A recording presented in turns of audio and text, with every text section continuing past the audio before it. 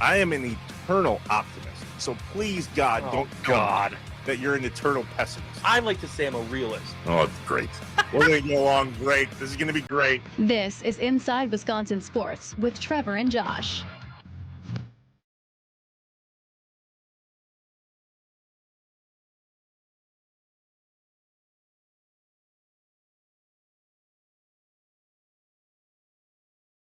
Oh, Bo he is one of us. He is made of the right stuff. He is a G. So just his contributions, I think you could see it, just how excited. I mean, everybody's excited when you score a touchdown, but I don't know if you guys saw the sidelines and just how everybody reacted when he scored that touchdown. I mean, we've got to be careful that we don't have guys coming off the bench without their helmet on. So, but they were fired up for Bo, and Bo just, what you're going to get every time. You're going to get his absolute best. He is going to fight for everything out there. And what's so cool is just the moment's never too big for him, whether it's on special teams, defense, offense, and for him to be in that situation to make obviously a very impactful play was pretty cool. I just Googled what's a G. Oh. It's the dude. It's authentic. It's real. It's a sign of respect. It's used like it's a friend. That's the most open up I've ever seen Matt LaFleur on the podium before. I was absolutely going to say, I don't know what happened. Maybe he got a good night's sleep. I don't know. But it was a good presser from him. Yeah. What's up, Wisconsin? Welcome in Inside Wisconsin Sports with Trevor and Josh. Hi. Live from the Wisconsin Sports Radio Network studios, powered by the Potawatomi Sportsbook. Trevor Thomas, Josh Albrecht, all of you across the state of Wisconsin here on the Wisconsin Sports Radio Network. Wausau, good morning to you on 93.9 The Game. 710 The Game in Duluth Superior. What's up? Good to see you. 1250 AM and 105.7 FM The Fan in Milwaukee. That's where Josh is, and I am here in Green Bay at 99.7 WNFL. Got some snow last night, did you there, Josh? Hey. Yeah, just a little bit. Just enough to be annoying. Yep. Looked like it wasn't enough for the plows to go out, but just enough to make getting to work go just, I don't know, a few minutes extra. Are you new to the neighborhood? I mean, this is the first winter I've made this pass, I suppose. Oh. But, I feel like in life, for the most part, you're on set paths. You take the same roads to work, you take the same roads home, you take the same roads to your kids' school. This is the first winter where I've taken this path. And I'm going, okay, good to know. If there's an inch and a half of snow, it ain't getting plowed here. This path, good to know. No plow trucks. No, they took the night off. I have a Jeep Wrangler. I just throw that sucker in four-wheel and yeah, I'm here. I love it. Yeah, you just go. That and I'm a weather nut, man. Like, I knew it was supposed to snow tonight. Did you miss that? Yeah, I didn't look. How about tonight? You might want to look. Okay. Do you have any idea right now? I'm assuming there's more snow. Well, I'm in Green Bay. Okay. I'm not sure. I don't keep track of your weather. All right. We're supposed to get 3 to 6 plus tonight. How do I know this mostly? Because my kids came home from school yesterday and said, Dad, we have a 99% chance of a snow day tomorrow. Whoa. Man, snow days. Remember those days? Yeah. They're not the same. Days? They're not the same, by the way. Nope. Kids today, they don't understand how beautiful snow day was. Did you have a phone tree? Like, how did you find out that you were not going to be the ticker on the news? Oh, and then it was young. And then it was based on where it was. It was like, they already went past where my school would be. Now I got to wait. It's got to go all the way back through. You just wait and see. I grew up in a time where the phone that was attached to the wall rang at a certain time because there was a phone tree. Kind of looked like a pyramid scheme, only it was to help everybody figure out what was going on with the snow that day. So we didn't. We grew up in an area where the TV station. I was a Jefferson boy, right? So we got Madison and Milwaukee stations. Sure.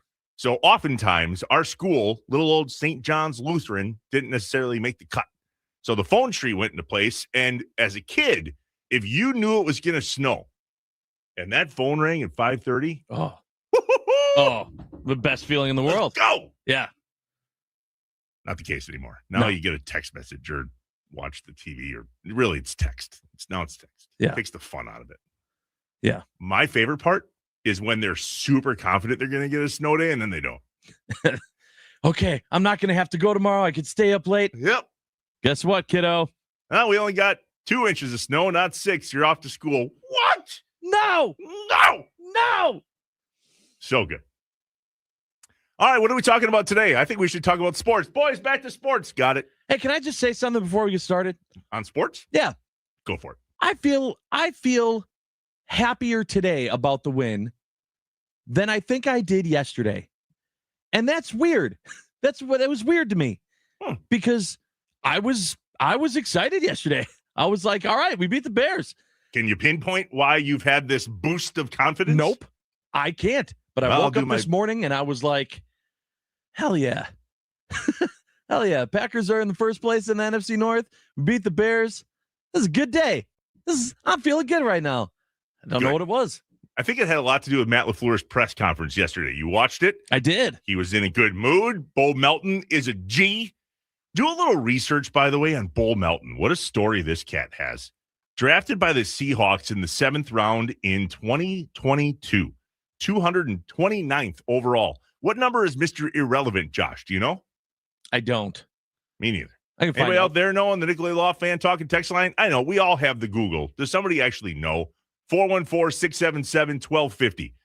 Get with us this morning on Inside Wisconsin Sports. So Bo Melton had an incredible catch for a touchdown over the weekend, and Matt LaFleur was asked about Bo Melton yesterday. And if you listen to this show, we're good with Matt LaFleur, but I wouldn't say that we're great with Matt LaFleur. Like I wouldn't even say we're good. We're good. We have gone back and forth quite a bit. Well, we're good in the sense that we can listen, pay attention, give him credit when credit is due, but we just are looking for more personality from the cat. Like, we got guys in the division punching holes in walls. I feel like that's definitely what Dan Campbell does. If he's not punching holes in walls, he's punching holes in walls. He's just not telling anybody about it. Definitely doing that. Didn't he actually punch a hole in the wall? I totally made that up. Is that real? I feel like there was reports someone did after the Thanksgiving game. I don't know. That was Devin Williams. Oh, okay. Wrong closer. Ben Johnson seems to have some moxie, right? And then all of a sudden in this presser yesterday, where Matt LaFleur he's chill. Matt LaFleur's chill, very straight and narrow. Somebody asked him about Bo Melton, and it was like somebody put a 5-hour energy in him, and then bam, like, let me tell you about Bo Melton. But now it all adds up. All of us were asking, what am I missing? Here's a guy that was on the practice squad, off the practice squad, on the practice, like, released, signed, released, like, and then all of a sudden signed. And then in training camp, hey, Bo, come here. What do you think of cornerback? And we're all like, that's the fix? Right. It has nothing to do with him being the best cornerback or the best wide receiver. It's that he, to quote Matt LaFleur, is a G. Mm-hmm. That dude is made of the right stuff. One of us, he said. And that just goes to show you what makes teams tick. Because if you watched Matt LaFleur's locker room speech after the game, it was game ball this. He brought up Keyshawn Nixon having a moment and then recovering from said moment. But when he brought up Bo Melton's touchdown, and he said it in the answer in the presser, the entire sideline went ballistic to the point where he was actually nervous they were going to get a penalty for guys in the field without their helmet on. The locker room, when they handed Bo Melton, I don't even know if he got a game ball. They just brought it up. Yeah. The thing went nuts. Yeah, he didn't get a game ball, but the second that they said, what about Bo, like, everyone was going crazy. Right. Yeah. And I think it's funny, too, because I feel like we talk about the locker room presence and chemistry a lot in baseball. Like, there's a lot of, well, that guy's a team leader. You can tell that he's huge in the locker room for these guys, for this team. I don't know that we do that as much in football. Like, I think that we talk about, like, on the field, he's a leader, and on the sidelines. Well, who are the leaders in the Packers locker room? We've talked about this on the show before. If I had to say to you, Josh, who are the leaders in the Packers locker room, what would you say? Well, I would think Jordan Love. Ish. Doesn't come up in conversation very much. No, I suppose that's true. I don't know. Josh Jacobs. Okay. Remember, training camp, I told you that when Rasheed Walker got in a little bit of a tiff with Kingsley and Gabari. Yep. And was told to run some laps like he was in high school and do push-ups. There was Josh Jacobs doing push-ups and running laps with Rasheed Walker. And who was right by his side? And this one, you're going to be like, oh, yeah, duh. Tucker Kraft. Oh, sure. Yeah. Duh. Yeah. But, it's funny. Those guys are important. Like, the biggest one that I can think of in recent time was Aaron Jones. Like, Aaron Jones was just such a huge presence for that team in that role. But it's great to hear those stories. I think you're right that was part of what maybe we were missing, hearing from LaFleur and just analyzing with this team was what's the chemistry with this team off the field. Give us a storyline, something to hook our teeth into. You know what I mean? Just something else to fall in love with this Wes team. Hodkiewicz from Packers.com does an incredible job of writing stories that are off the field type of stories. HODKIEWICZ. No idea how I know that. You type it once and it sticks with you. I mean, we've had him on the show. Yeah, Wes is great. Good dude. He writes a lot of that stuff off the field, looks for the inner stories. Matt LaFleur, I think, if I had to pin it, is just afraid of oversharing. He doesn't want to give anyone anything that's going to give them any type of benefit. None. So if he said yesterday that Bo Melton's a G and he means a lot, do the Denver Broncos take that and go, who's this Bo Melton guy? We need to know more about him. Yeah, I don't think so. I don't think so either. No. I think that stuff is okay to share. Did you see yesterday that the Brewers had a little information shared with them at the winter meetings? I sure did. According to Adam McCalvey, the Twitter, MLB.com, the Brewers were named Baseball America's Organization of the Year for a record 5th time on Monday. Hold on. That's cool. There's a golf clap. That's good. You're not happy about this? No, of course I'm happy. Anytime that the Brewers are highlighted in any way, shape, or form on a national level for anything that isn't negative, I'm happy about it. But. Yeah, there's a but.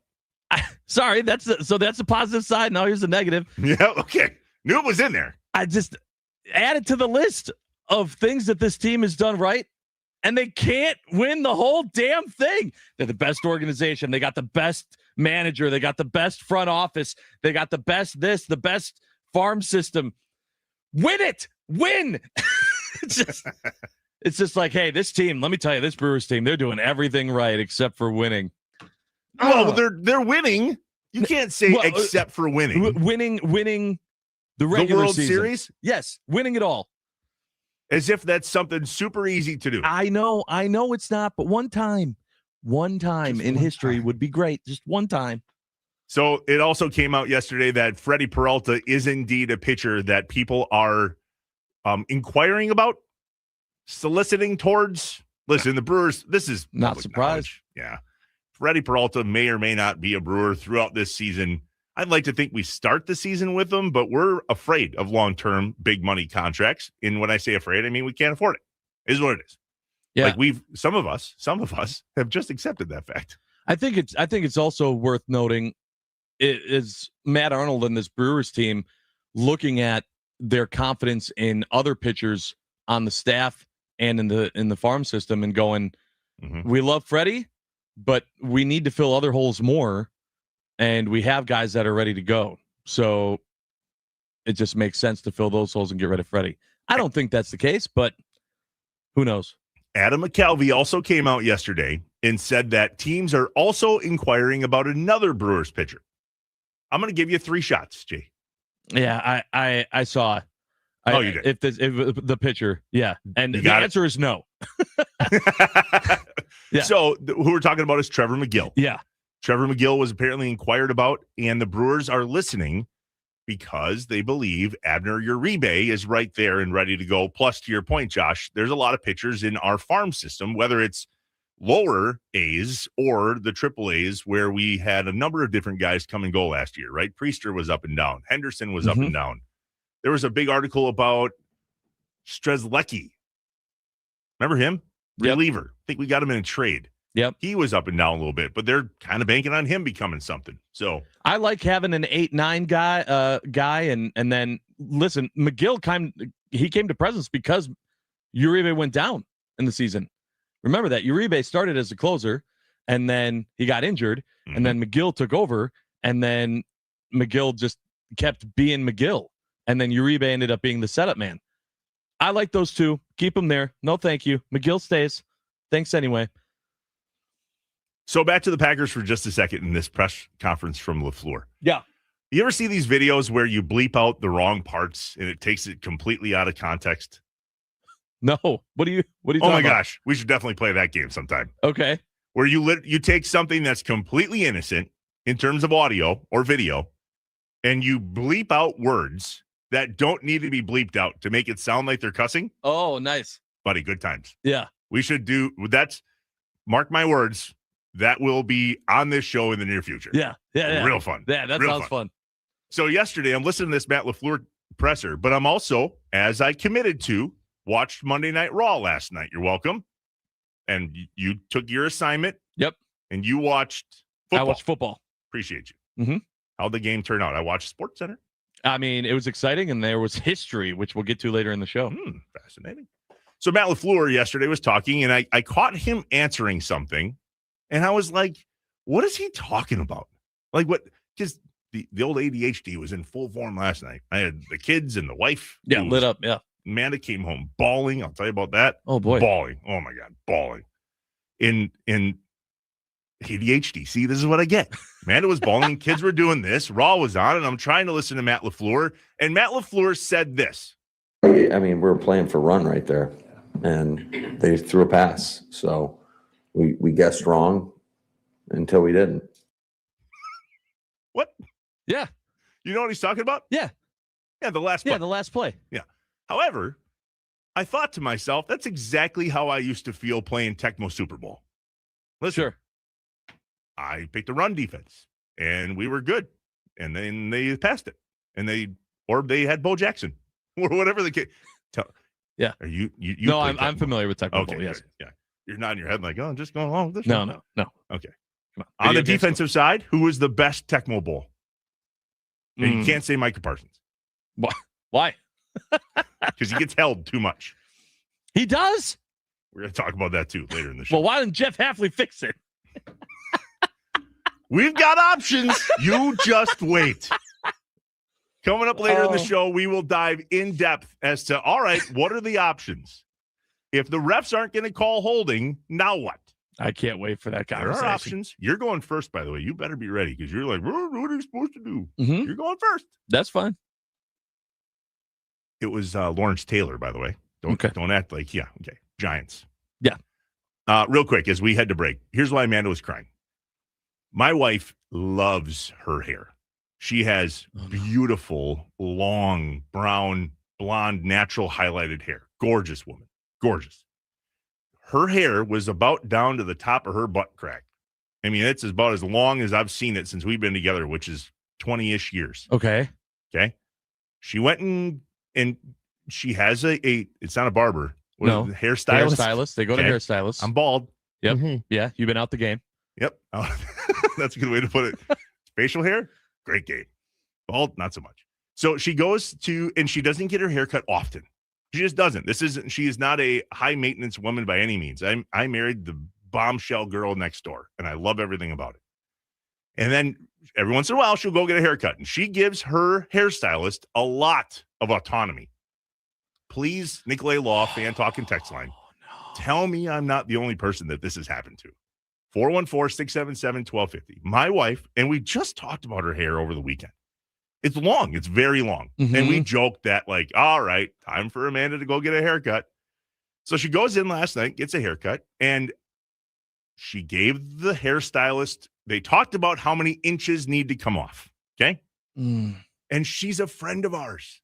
Mm. I know it's hard. So she walks in the door. She shoots me a text. Hey, homeward bound. Cool. Walks in the door, and I can tell she's welling up, and the tears are right there. And I went, uh-oh. And she lets out a bawl. I mean, a cry like somebody in the family died. Too much hair came off the top of her head yesterday.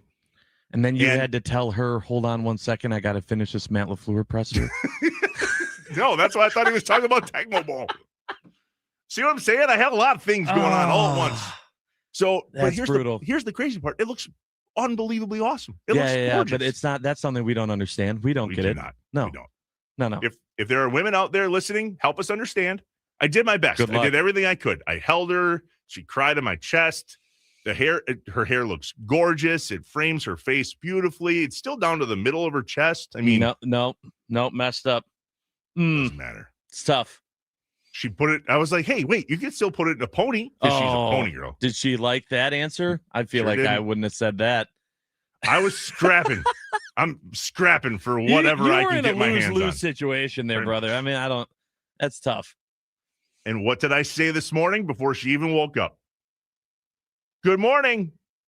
Carpe diem. Let's go. Your hair looks beautiful. I love you. It's a bold move bringing it back up, too. Yep. Sorry. And then I said, hey, can I talk about this on the radio? She goes, sure, you can. Okay, that's good, though. Or was that fine? Was that fine? Oh, that might have been fine. I don't know. Trouble. All right. Onward we go. Man, this is good. Happy Tuesday. Look at us. Yeah. Lots of laughs in the first break. This is my favorite part of the show. We just get to rant a little bit, but boy, do we got stuff we got to get to. I have questions is next, and a buddy of mine texted me yesterday getting his you-know-what reamed by somebody behind him at the Packer game on Sunday for standing up too long. I have questions. Can we just get over this, please? Oh, I'm excited for this question. Remember, Sports Talk on the Wisconsin Sports Radio Network is presented by Paramount Plus. You can't count on much, but you can always count on Sundays with the NFL on CBS and Paramount Plus. Watch your local NFL game live every Sunday all season long. Visit ParamountPlus.com/NFL to get started today. We are inside Wisconsin Sports, live from the Wisconsin Sports Radio Network studios, powered by the Potawatomi Sportsbook. What's up, Wisconsin?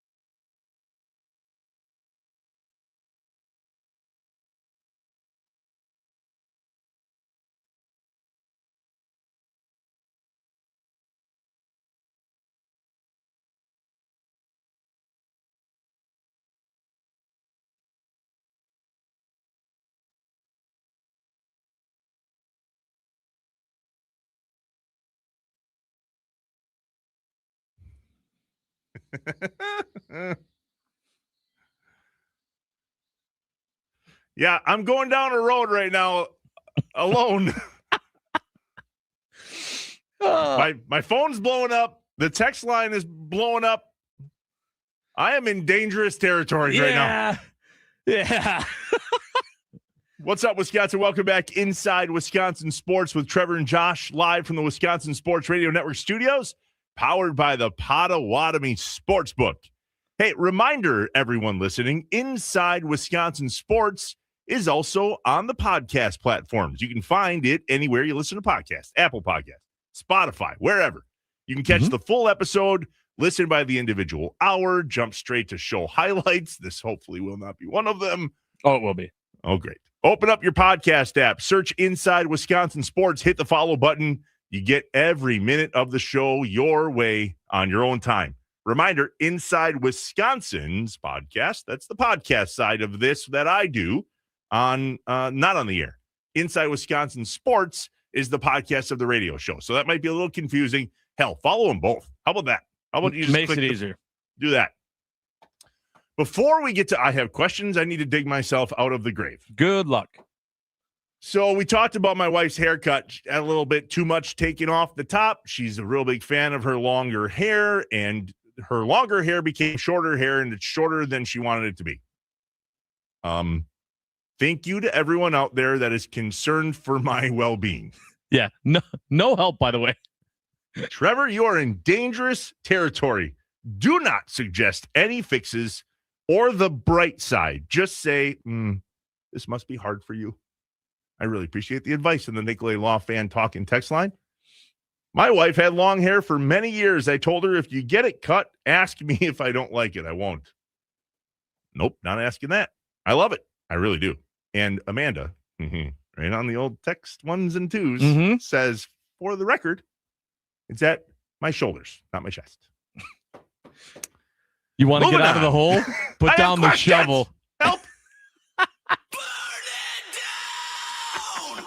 When things just don't add up, Trevor and Josh ask the hard questions or just point out how messed up stuff is. I only have one question. Can you fly this plane and land it? Surely you can't be serious. Do you view this season as a failure? You asked me the same question last year. What's the most important question the Badgers have to answer Saturday? This is a great question. Oh my God, this is a great question. It's time for I Have Questions on Inside Wisconsin Sports with Trevor and Josh. The Nicolay Law Fan Talk and text line, 414-677-1250. Look at the last text, Josh, from the 920. I think your wife's got it pretty good if she cries over her hair. First world problems. Wow. Hey, McFly, we live in the first world. That's a great point. Yeah. So I have questions about standing at sporting events. Like for you? Because you play by different rules. I know better. I kind of don't know better, to be honest. I'm sick. Don't tell me tall guys in the back. And then all of a sudden, oh, Trevor's tall. This is the first I've heard of it. Yeah. Leave me alone.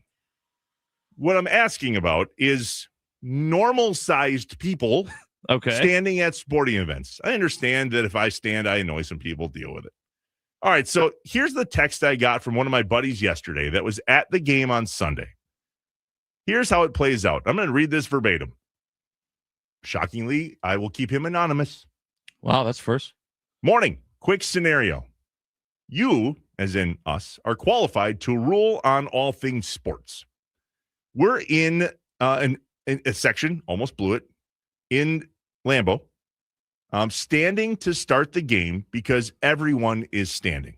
And then 5 plays in, we're impolitely, with expletives right away, asked by 2 people if we can sit down because they can't see. Now, here's the context behind this. They're in the first row of the section, and they're standing, and these people behind them are maybe 4 or 5 rows up. Then, 3 minutes later, a man comes down and asks us to expletive sit down because there are women and kids that can't see.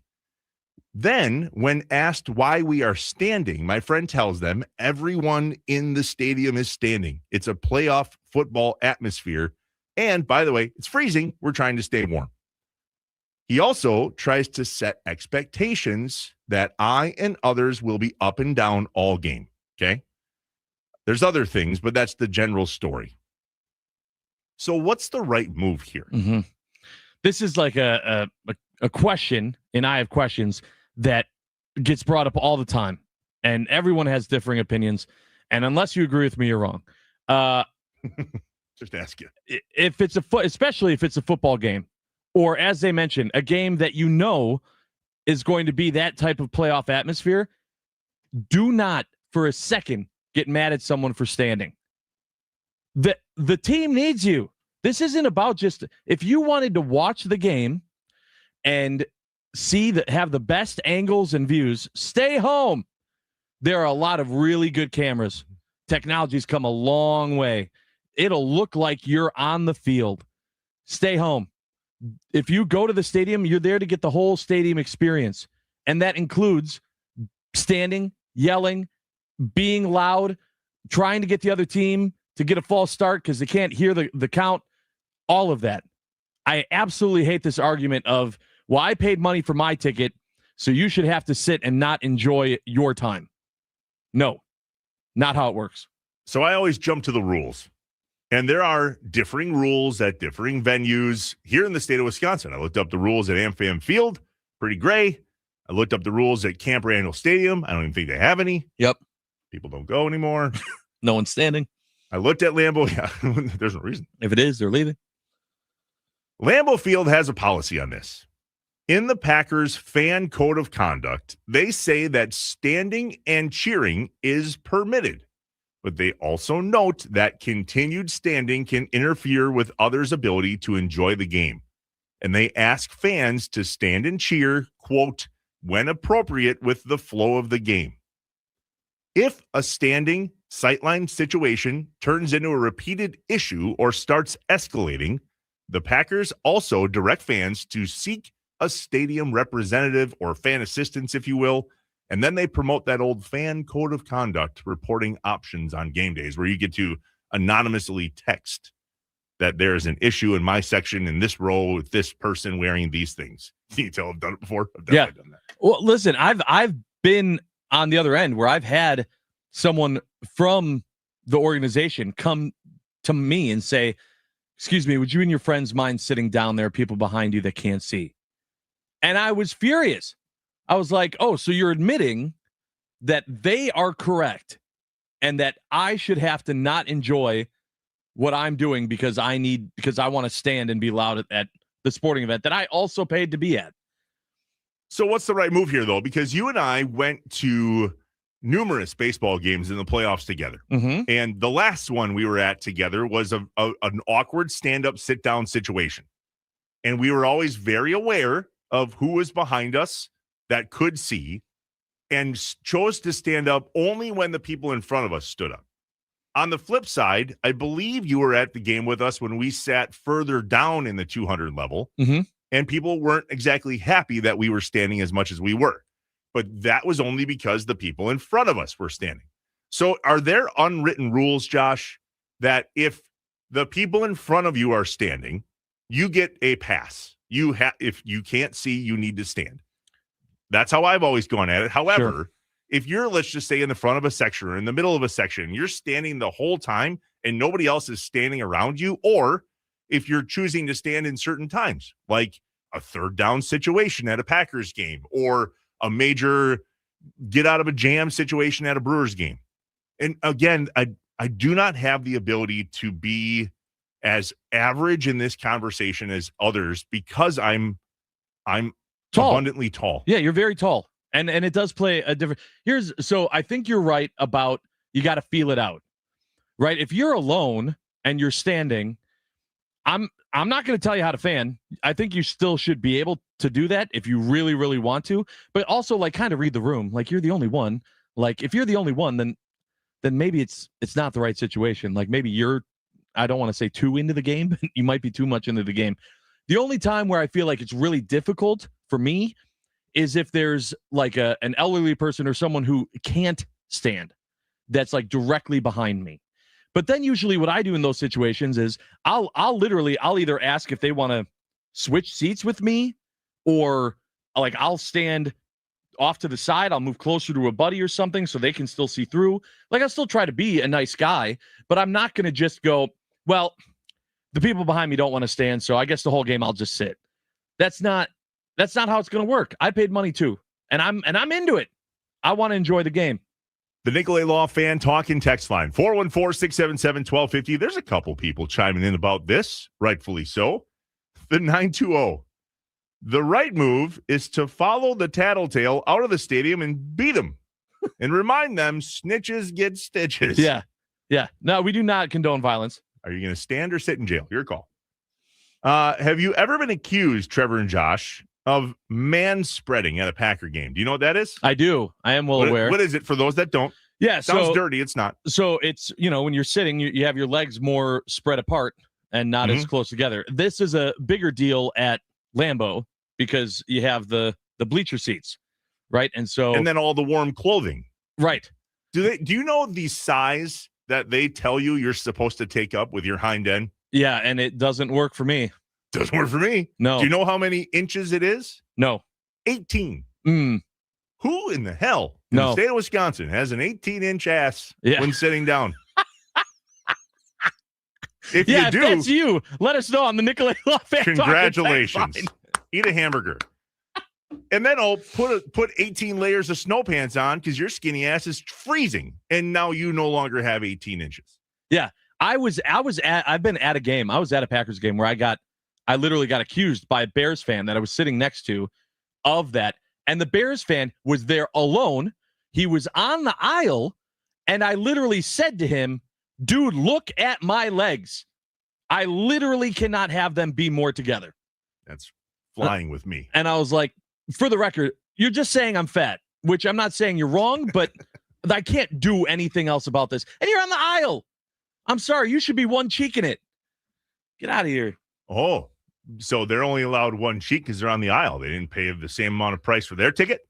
If you're on the aisle and for some reason we're not already standing, which you're the Bears fan, so there's probably nothing to stand and cheer about, then yeah, you're either enjoying your space when I'm standing or you're one cheeking it. Get out of here. Justin from the Port, this is an interesting topic, he says. I guess my thought is if you go to a live sporting event, you must prepare yourself for the chance that someone in front of you may stand a lot. That said, if you're at a big-time game and you're a big-time stander, I guess try and be cognizant of the others like any other fan should. I have one more question. Okay. What is the appropriate response if the guy behind you keeps smacking you in the head with his towel? Yeah. If you're new to the show, you missed that story. Trevor's had that happen, and that's wrong. Blew a gasket. Yeah, there's a difference between if you are one of those people that doesn't understand that people are allowed to stand at sporting events and you are asking them, don't actually touch them. Never a good call. Don't touch strangers. 4 times in a row. This will put a button on it. This says we all know the rules. It's okay for me to stand whenever I want, but it's not okay for you to stand if you're in front of me and I'm sitting. There you go. Pretty much sums it up. That's exactly what the rules are. All right, the most electrifying sound of the day is next. Reminder, we have 2 former Packers on this very radio network that you should just listen to all day long. 9 to noon with John Kuhn, 12 to 2 with Mason Crosby. Those dudes know ball because they are ball. They were ball. They'll always be ball. If you want the inside scoop on the Green Bay Packers and what's next, stay here on the Wisconsin Sports Radio Network after Inside Wisconsin Sports. 2 former Packers, 5 straight hours. When we come back, sound that is electrifying. We're Inside Wisconsin Sports with Trevor and Josh, live from the Wisconsin Sports Radio Network studios, powered by the Potawatomi Sportsbook.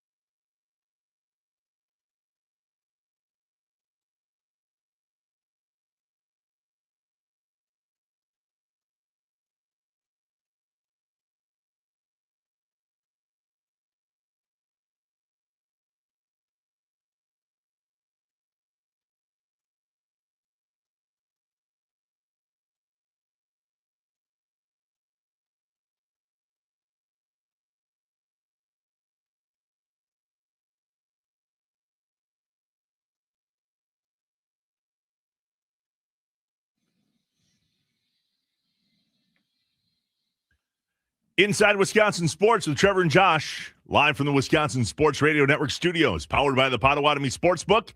Time for today's most electrifying sound of the day. It's time for The most electrifying. Sound of the Day The most electrifying. on Inside Wisconsin Sports with Trevor and Josh. Brought to you by Best Electric. Learn more at bestelect.com. Don't stress. Connect with the best. Hurts. Picked off. Intercepted, and now the ball's out, and Hurts ends up with the ball in his hands. He fumbles. Chargers ball. Troy Dye ends up on the ball. And what a mess of a play. And that mess of a play from last night's Monday Night Football game is the most electrifying sound of the day, brought to you by our friends at Best Electric. Remember, no job is too big or too small for Best Electric. Don't stress.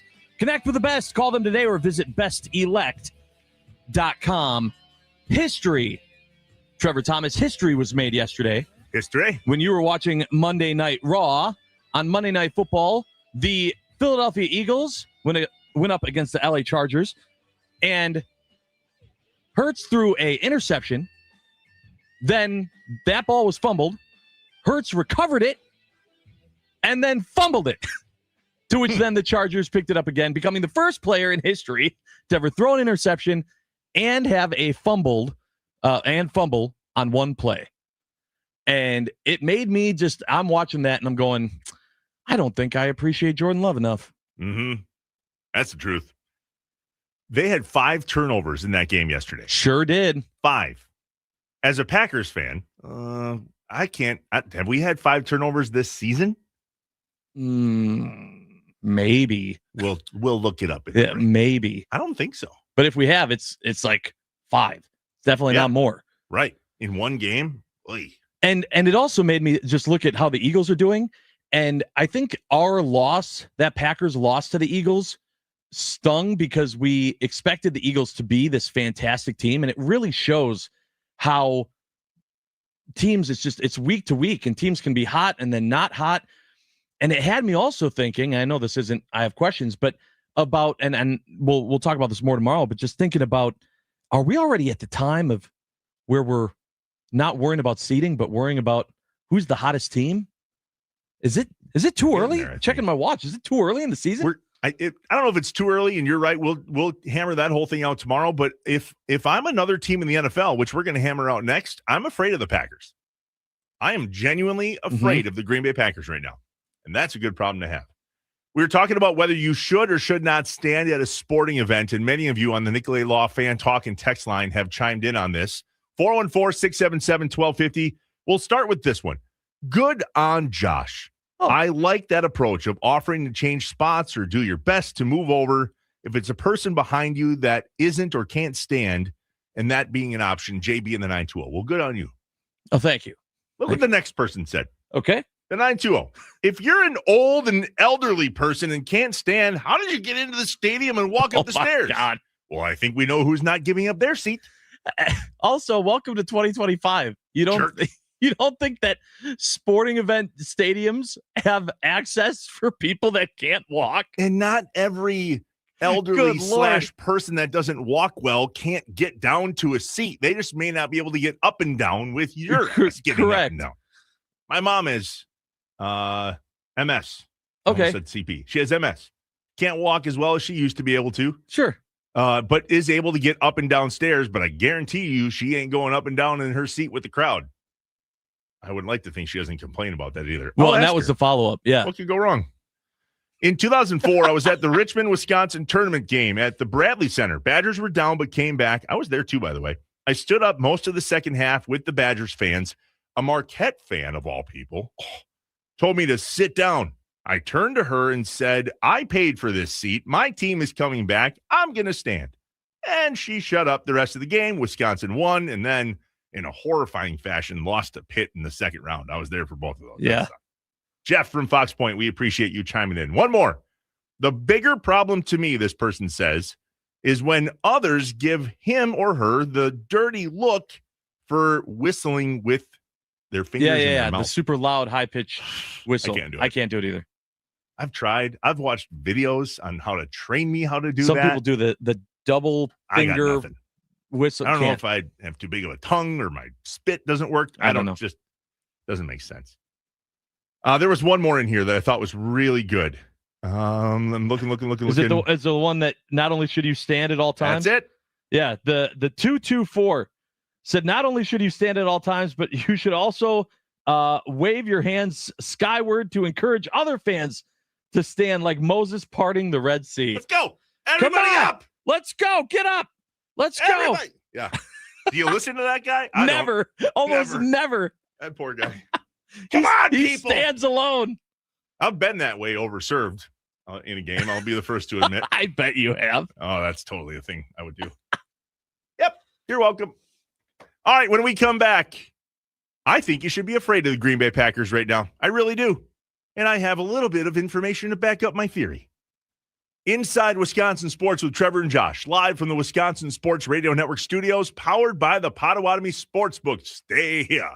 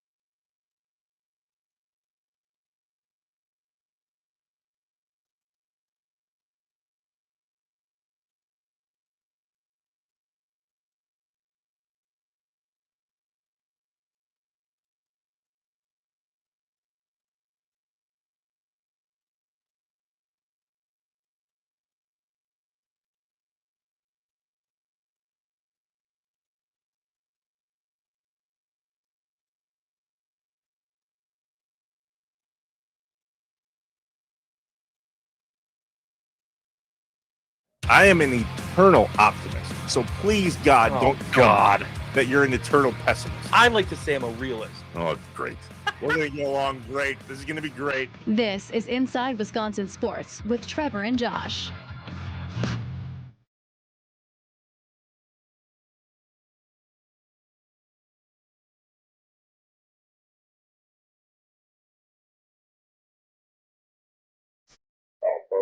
He is one of us. He is made of the right stuff. He is a G. So just his contributions, I think you could see it, just how excited. I mean, everybody's excited when you score a touchdown, but I don't know if you guys saw the sidelines and just how everybody reacted when he scored that touchdown. I mean, we've got to be careful that we don't have guys coming off the bench without their helmet on. So, but they were fired up for Bo, and Bo just, what you're going to get every time. You're going to get his absolute best.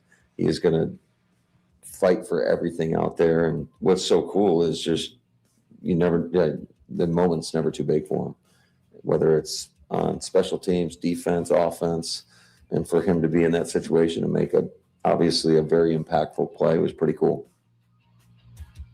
What's up, Wisconsin? Welcome in Inside Wisconsin Sports with Trevor and Josh. Live from the Wisconsin Sports Radio Network studios, powered by the Potawatomi Sportsbook. The Nicolay Law Fan Talk and text line wide open. And Josh, we've talked about this. Yeah. This show gets more text message interaction than maybe any other show on this station combined. Yeah, we appreciate that, by the way. Love that about you guys. Don't hesitate to call, too, if you got something to say. 414-677-1250.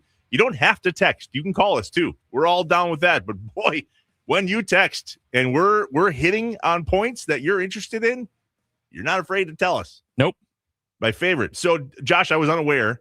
This last weekend made or broke some people's fantasy football playoff scenarios. Sounds like Jacob in the van was in a spot where he needed points and didn't get them. Yeah, some people needed Hurts to step up last night. Yeah, Jason in the 920 needed a good game from Hurts to make the playoffs in fantasy. He scored 0.4 points. Is that good? Nope.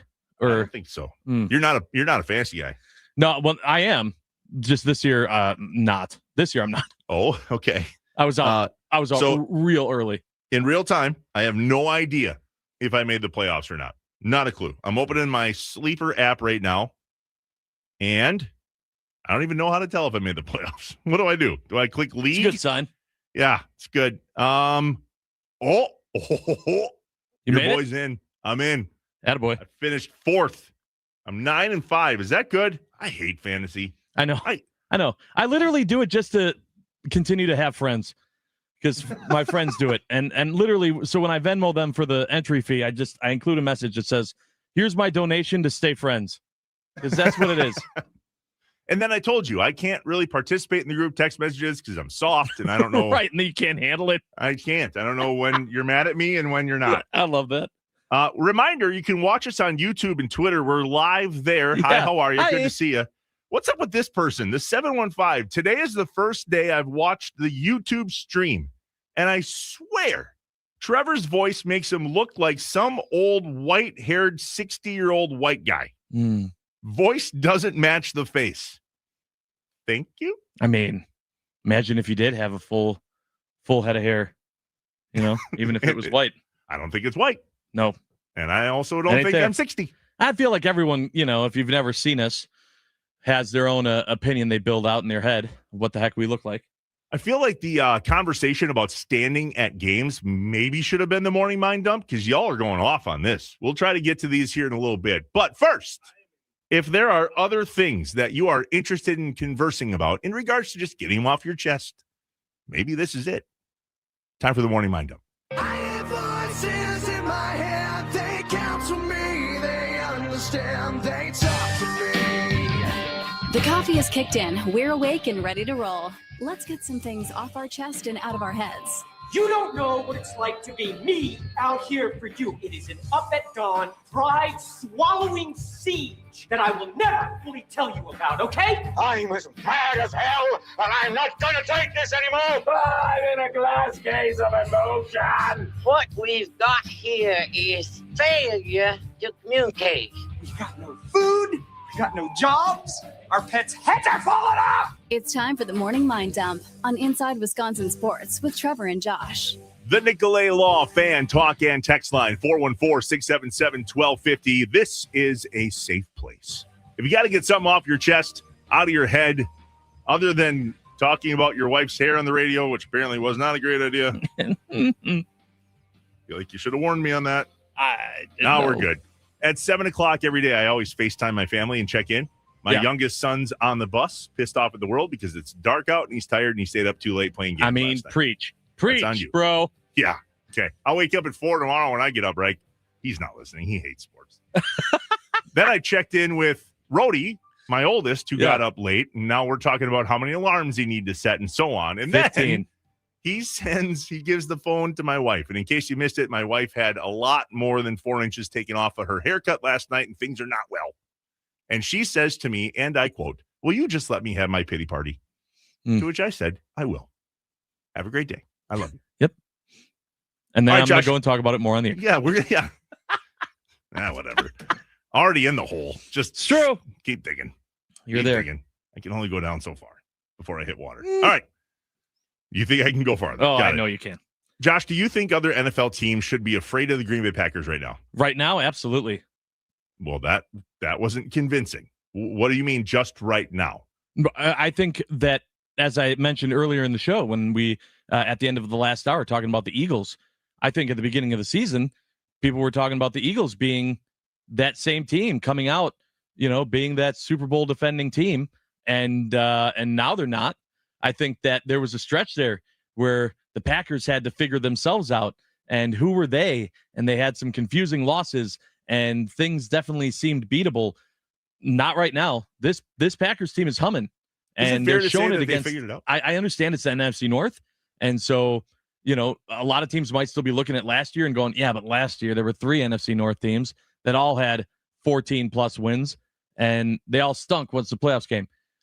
Sure, you can think that way. But right now, if I'm the Denver Broncos, for example, and I know that I'm 11-2, I'm afraid I'm going 11-3. This is a tough matchup for them too. I like that. So there was those games you mentioned, right? I mean, the tough losses against the Browns and against the Panthers and against the Eagles, who don't seem to be worth a you-know-what. Yep. And then the tie, obviously, against the Cowboys down in Dallas. There's some things that have commonalities in those games in regards to win-loss and what went well and what didn't. First things first, got to score points. In the wins, the big wins that we've had against the Lions, the Steelers, the Vikings, because it's the NFC North, Lions again, and then the Bears.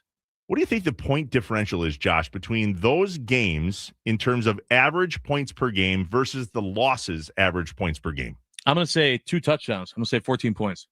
Yeah, you're real close. It's 18.8 points, 28.8 points per game in the wins for a total of 144, but we only scored 30 points total in those losses, 10 points per game. What about the touchdown ratio? I'm going to say 3-1. It's a lot. In those losses, we didn't score, obviously, from the points perspective, but Jordan Love didn't do Jordan Love things either. Yeah. And the turnover thing is a big deal as well. Well, hold on. Before we get to the turnovers, let's talk about the offense real quick and those touchdowns. Because do you not think that's been like the biggest factor that's changed? And we were all curious how it was going to go after the game against Detroit. We were like, okay, Matt LaFleur said you got to be aggressive here if you're going to win. And we went, all right, so does that mean he's not going to be as aggressive against the Bears? And no, they still took shots, and it worked. And so I'm hoping that became part of their identity and not a week-to-week scheme move. Let him air it out. I think LaFleur. Does. Yeah. I mean, he's the one that said, all right, screw it. We're not going to be so conservative. Trust our guys. Let it fly. He's the one that has chosen to take the air out of the ball in scenarios where it needed to be, and that worked. He's the one that's chosen to be more aggressive in scenarios, and that worked. And in this last game, three passes, 3 touchdowns, 109 yards in those 3 passes. 234 yards total for Jordan Love in the game, but 3 passes were 109 of those yards. That's Matt LaFleur, and he talked about it in the press conference yesterday on how important it is to throw the ball high in the air and give your receivers a chance to get underneath it. I think other teams should be worried about the Green Bay Packers right now, even on our way to Denver against a team that's on a heater. Yeah. 10 in a row, 11 in a row. I think 10 in a row. Yeah. The defense is the real deal. LaFleur talked about that yesterday. But there was one piece, and I'll give credit to Rob Domofsky. He asked a question about what now, Matt, because it's really easy for a team to be on a roll like the Packers are and take their foot off the gas pedal. How do we handle that? Here's Rob. How do you make sure the guys just don't take a deep breath and relax a little bit? I mean, just look at the landscape of our league. I mean, it's everybody's right there, and you can't take anything for granted. And we got a hell of a test coming up against the top-ranked team in the National Football League in their house, and it'll be we're going to need a great week of preparation to go out there and to get the job done. What do you think? I mean, I think that's a fair answer. There wasn't a whole lot of juice there. I think that's just that's the truth, but also it is what it is. It's like, yeah, we got another big game coming up. That's the way the NFL is. Very, very few weeks off, when you have a game. I do think it's crazy though when you think about it. And I thought about this when you brought up the losses and then you said the Dallas game. You were at that Dallas game. Mm-hmm. We had just started the show. Mm-hmm. Does that not feel like forever ago?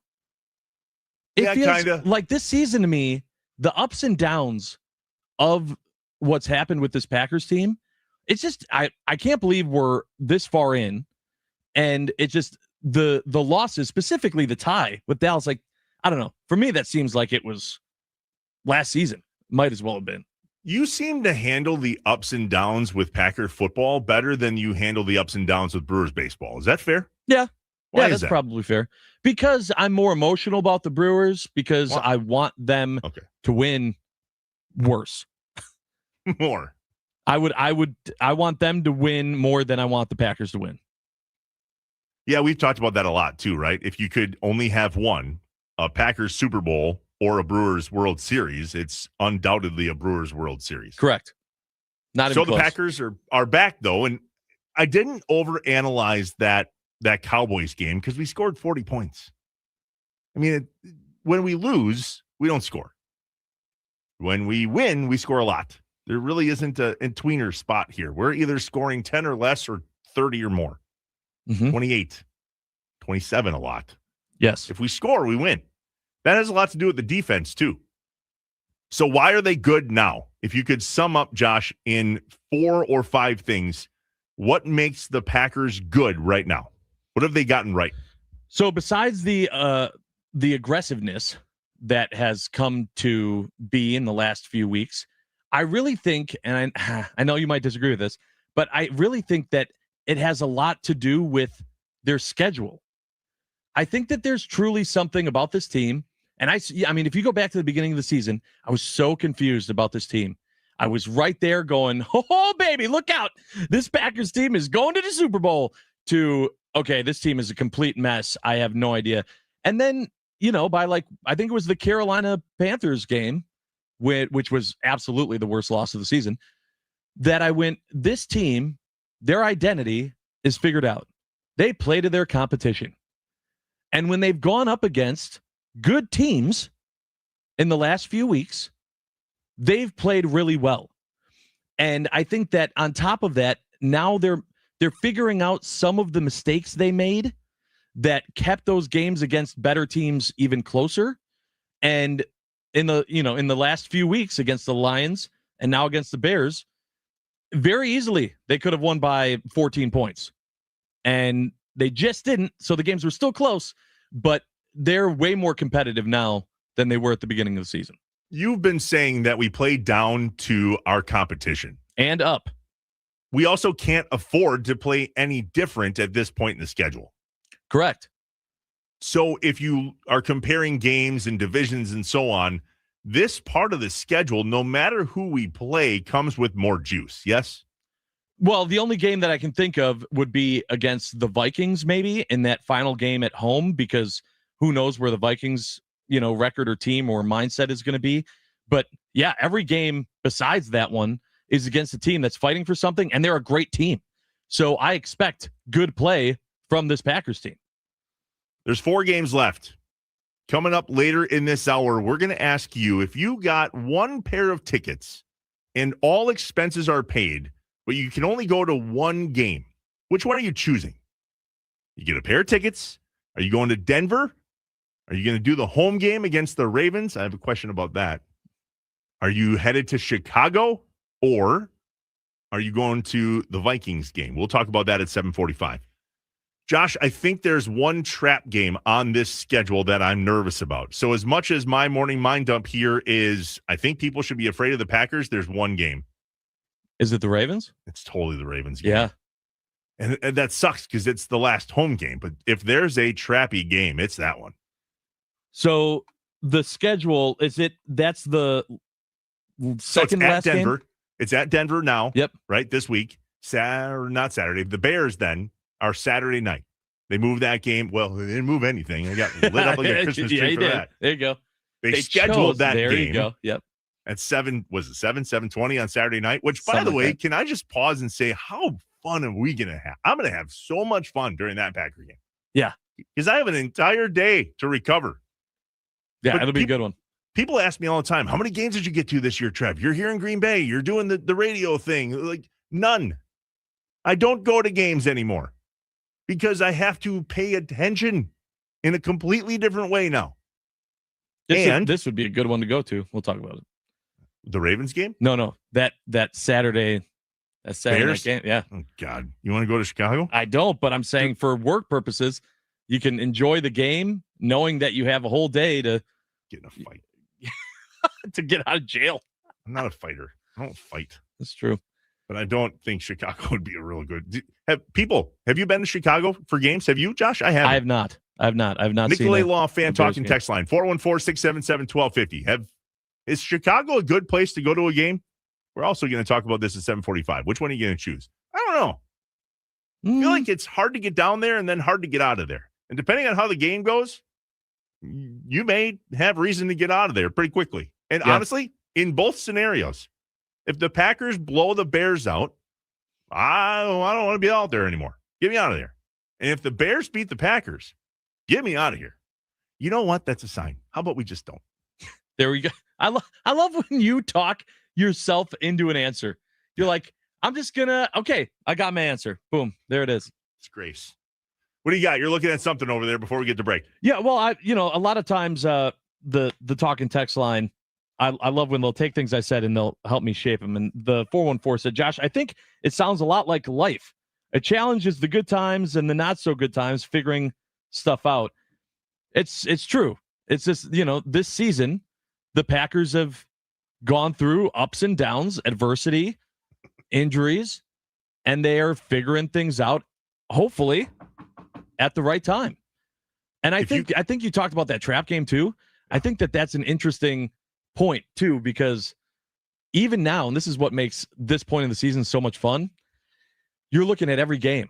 Every single game determines how you're viewing the next game. They're all playoffs from here on out, baby. Yep, 100%. If you look at our show prep sheet that we put out for each of us in the morning, the title of the morning mind up this morning is right in line with that text. The Packers' trials and triumphs. And it's been a season full of those. Injuries, all the things. That's not something that other teams in the NFL are not going through, because they are. However, because it's us, it just feels very triumphant right now. Which means we got some things to take back. Yep, there we go. I'm expecting a lot of people this morning. Okay, own it. Own that you had some takes. Boy, you sure take are. Back. Your arrow's out right now, man. You don't think you have anything to take back? I have tons, I'm sure. But I'm saying I know that there are others out there. Good. If Chicago was a good stadium, they wouldn't be building a new one elsewhere. Valid point. It's fair. Valid point. All right. When we come back, it's the Take Back Tuesday. Listen, we all called for Matt LaFleur's head. It's probably time to take that back. Yeah. But is he still fireable? I want to talk about that too. Ooh. You're going to talk yourself out of your take back. I know it. Let me think the way I want to think. Don't tell me how to think. I'll tell you how to think. Yeah, I bet you will. The Nicolay Law Fan Talking text line, 414-677-1250. We're inside Wisconsin Sports with Trevor and Josh live from the Wisconsin Sports Radio Network studios, powered by the Potawatomi Sportsbook. Take it back.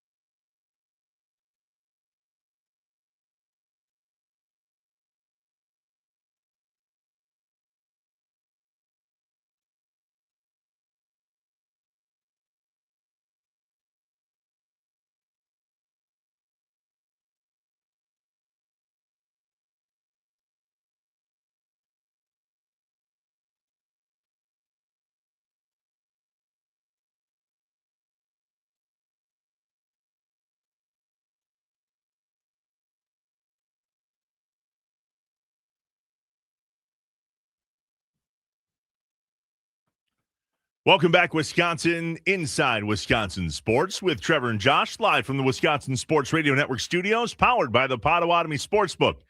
Now is a good time to remind you all that when you have to turn the radio off, when you get to work, we understand how this goes. Drive safe, please. No texting while driving.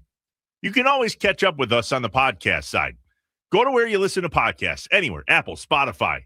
There's many, a lot, like ones that don't even know exist, frankly. If you listen to those, it's true. Why? Well, I don't know. People got their favorites.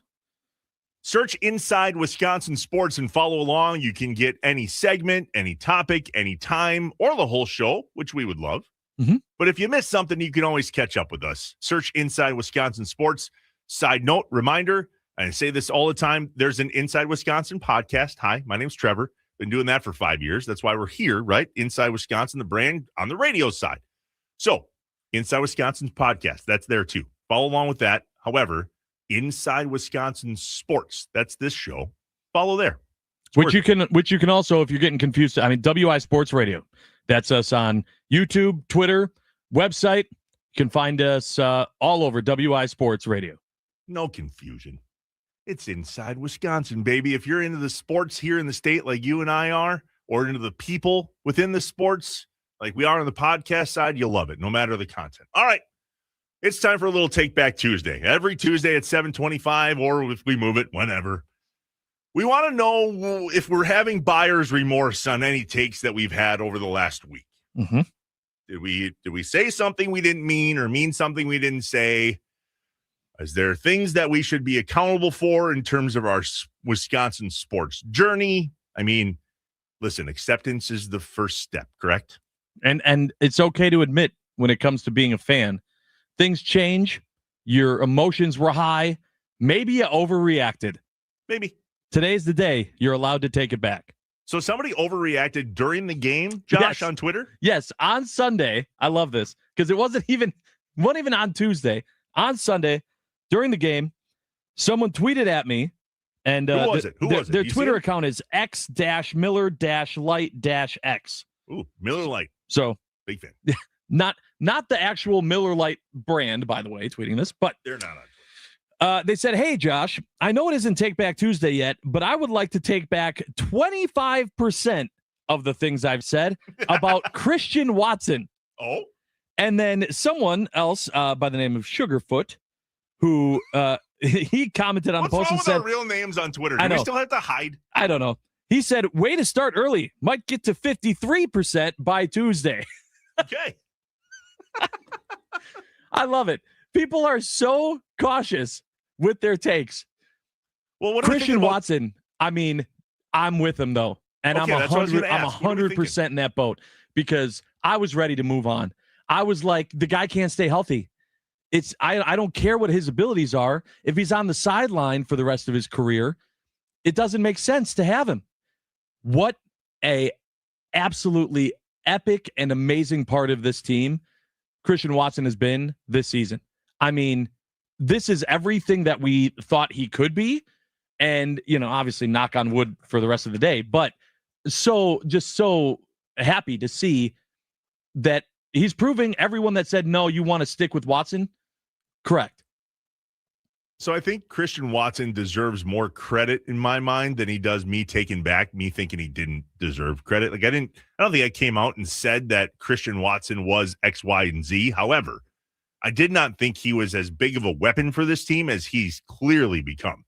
And it started back when he first came back and Tucker Kraft had that complete blowout game. We talked about this yesterday. And the same thing happened again on Sunday where Jaden Reed comes back. And now you have to have eyes on numerous guys, numerous things that great. Now we got to worry about this. And now, boom, here comes Christian Watson. So the same thing happened when Christian Watson came back, right? The defense looked at him and went, oh, God, great. Now we got it. He's good. And I don't know that I saw that coming. Christian Watson comes back. Tucker Kraft has the game that he had. Miss you, love you, hope you're getting better soon. And then yesterday, it's Tuesday, on Sunday, same thing happened. Jaden Reed came back, and now all of a sudden Christian Watson goes off. So I can understand that one, that if you think maybe we didn't give Christian Watson enough credit, that I understand. The Nicolay Law Fan Talking text line, 414-677-1250. We have a caller. Josh, who's on the line? This is George on the north side that wants to jump in. He has his own take back here for Christian Watson. George, what's up, man? What are you taking back? I'm gonna take back. I like Christian Watson, and I thought he was going to be I do still think he's going to be a good receiver, but the injuries did have me feeling like we should probably move on from him. Not because he didn't have the talent. It's just because it seemed like he stayed injured, and I always felt like he was just a vertical threat. But to me, he does more if given the opportunity. They got so many receivers, it's hard to develop. I'm looking for how they developed all the other receivers like Devontae, Jordy. We was always able to develop the next star. With so many receivers, it's hard to develop like the one superstar. I know one of them guys is a star receiver, but it's like you can't get to that particular one because you have so many. Because I believe Wicks, if you look at his trajectory, is almost like Devontae Adams, but he don't get enough opportunity. So I'll take it back on Watson and basically probably most of the receivers because they're not going to be able to be what we want them to be unless they get an opportunity to develop because we've always had that next in line superstar. So I'll George, take it back on Watson. You bring up a good point about Christian Watson's injuries for just a second. Did you see after the game, Matt LaFleur's post-game speech in the locker room, Christian Watson got a game ball, and he accepted it and gave a speech and said, hey, guys, it was against these guys last year that I had the injury I did. And if you don't think I was thinking about that. Yeah. Go check it out. Go check it out. Thanks for calling, George. We appreciate it. Thanks, George. It was really interesting. So after the game, when Matt LaFleur was giving his locker room speech, Christian Watson got a game ball for the game he had, and then he went into a speech, which is apparently required when you're the last game ball or maybe any game ball. Yeah, I mean, Keyshawn also had to give a little speech. So yeah, required. And Christian Watson talked about how it was against the Bears, and I did not put this together, that he blew out his ACL last year. Yep. And so you want to talk about a game where we would have all understood he had the yips, and he gave the locker room credit for helping him mentally break through that, which I love, by the way. Let's not ignore the fact that you're going in with some yips. I would. Yeah. Well, and the reason why I wanted to hop on the Christian Watson Take Back Tuesday train was because there was a point earlier in the season, I mean, I think during the offseason, where it was, all right, which of these receivers do the Packers re-sign, keep long-term, and which do they have to cut? Because they had too many. Right. And I was in the camp of, you got to let Watson go. It's a liability to pay the guy and have him be one of the guys that then is on the sidelines forever because he can't stay healthy. And then you see him play and you see the impact that he makes on the field and you go, okay, never mind. He can't be one of the guys that you let go. You got to keep Christian Watson. You have to. The Nicolay Law Fan Talking text line, 414-677-1250. Text, call, your call. Talent was never the issue, says the 920 with Christian Watson. It was just being healthy enough. He has immense talent, a true number one receiver. Concur. And not his fault. These open field, non-contact injuries, like you can't, I mean, dude's got twigs for legs, but that's why he's super fast. Correct. How about this one from the 920 that said, I take back thinking the defense had a bad game. With a clear mind, I think the Bears are just that good. What part of the defense had a bad game? Well, there was that like one or two drives where the Bears were just moving the ball downfield. I mean, they were running for 6 to 8 yards a carry. They went down and scored. But I'm glad that they took this back because the reason why the defense was that way is they were on the field for a while and they were tired, and the Bears took advantage of that. The 414 says, Josh, I was there too. I'm happy to say up to this point, I was wrong criticizing Christian Watson for being soft. Glad I can take that back. You're welcome. See, that's why we do it.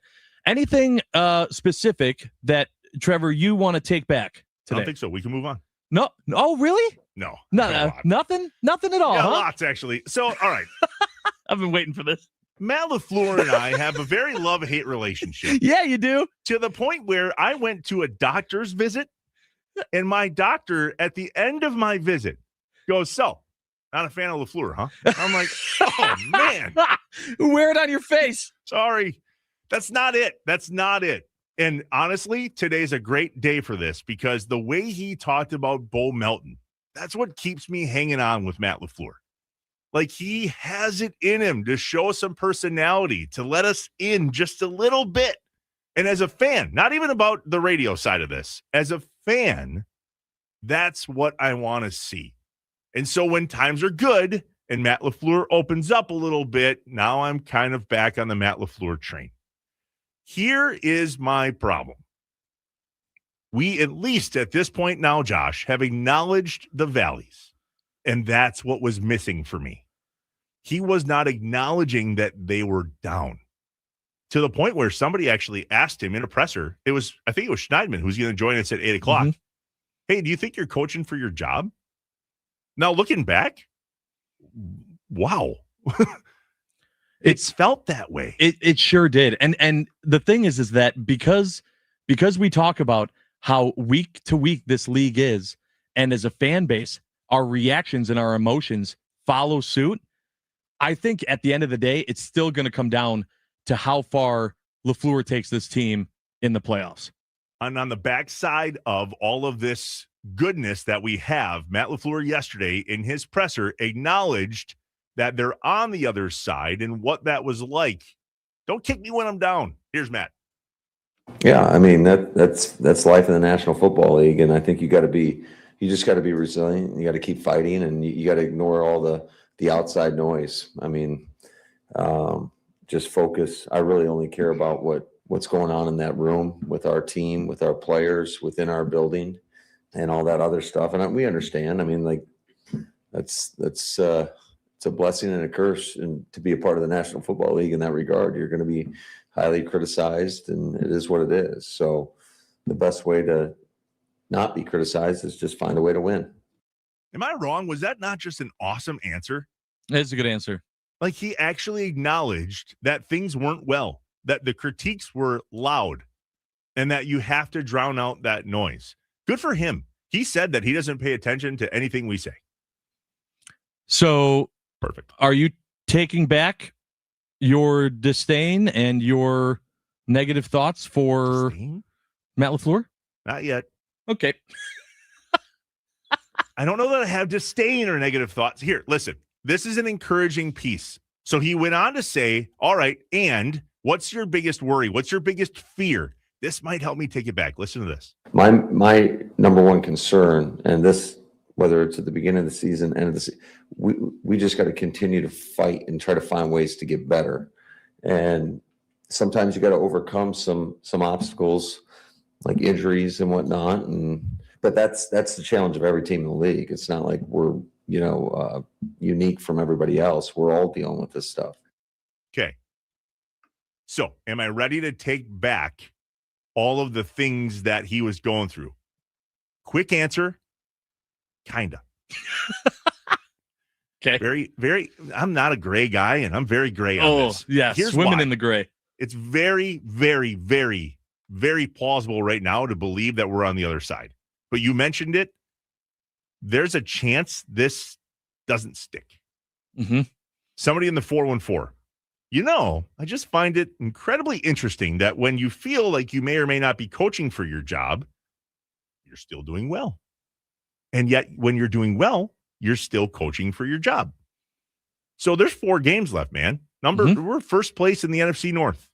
And for all intents and purposes, it appears that we're on the other side now. Are we peaking too early? All that can be argued about later. Sure. But at the same token, he kind of righted the ship. So here, you know what? I'll take it back for now. Okay. I need to say, too, I don't think you're wrong in guarding yourself. Thank you. Against it. Thank you. I just know in comparison to myself, your anger and frustration with Matt LaFleur is more than mine. I think that there are things that Matt LaFleur does that are frustrating. I've been more wanting Rich Bisaccia's job than I have Matt LaFleur. Yeah. And you might have noticed I haven't said a word about that today. Because that hasn't changed a bit. Oh, it's going well. At least give him credit for that. There seems to be a righted ship there as well. Okay. You don't have to take it back. I'm not telling you what to take back. I'm just saying. I don't know that there's a little better than. I didn't watch that Bears game going, there you go, special teams. That was a great game. It was okay.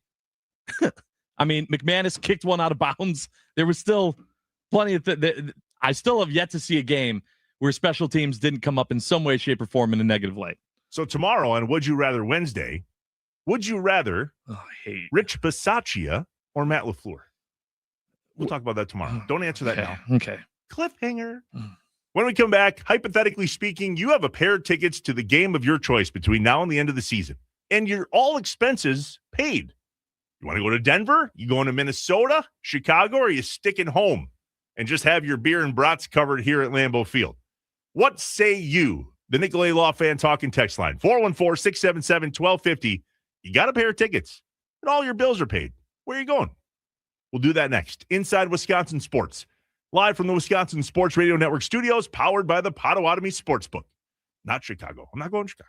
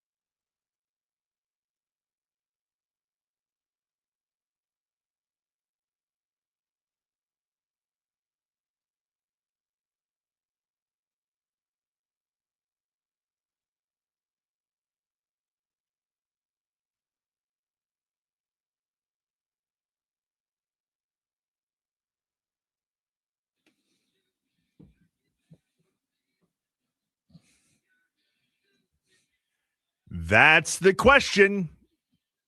You get 2 tickets. Choose your paradise.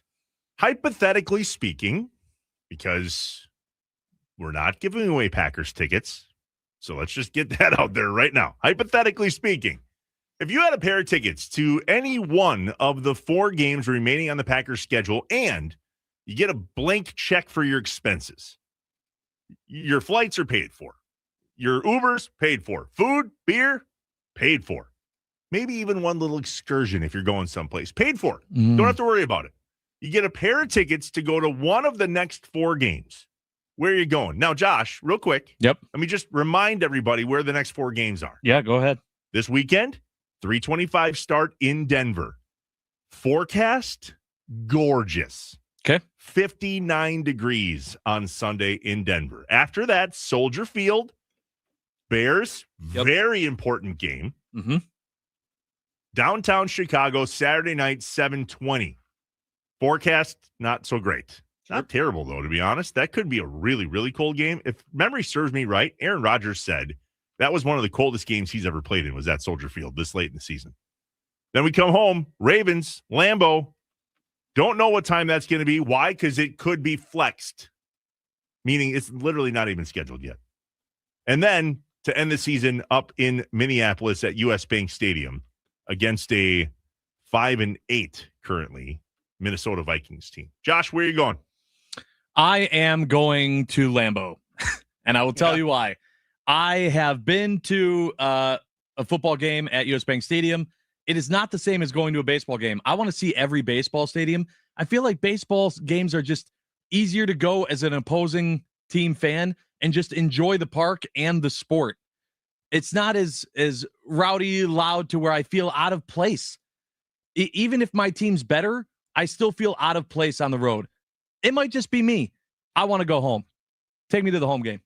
The Nicolay Law Fan Talking text line, 414-677-1250. Where are you going? What tickets you taking? Doc in Green Bay joins us on the phone. Doc, what tickets are you taking and why? None. I'm going to sit my ass at home and drink some beers and have some brats and enjoy the comforts of my home. Attaboy! I've been to enough games. The only thing that being at a game kind of really does, especially a football game, I agree with Josh. Baseball, I would love to do as a road game. I think they're better. Football, the only thing that does is to be there is when you'll see a play break open, which you won't get from the short field of view from the camera, right? So like when a receiver cuts open, you just see him break free, and you're like, oh, throw it. That's literally the only thing that's good about going to a football game. Other than that, dude, it's crowded at Lambeau. You're, like you said, 18 inches for a seat. I'm 5'8" and $140 soaking wet. I barely fit in that spot. So I'll stay at home. I love it. Thanks, Doc. Thanks for the buzz, man. All right. Well, thanks for playing our game, Doc, but I understand. Hey, I think that should be an answer. All right. It wasn't a choice. If you're if you are, that confident in your decision that even though it's all expense paid and you still want to stay home, you stay home. I'll take your tickets if you want. Yeah, that's right. All right, there's some good ones. Where would you go?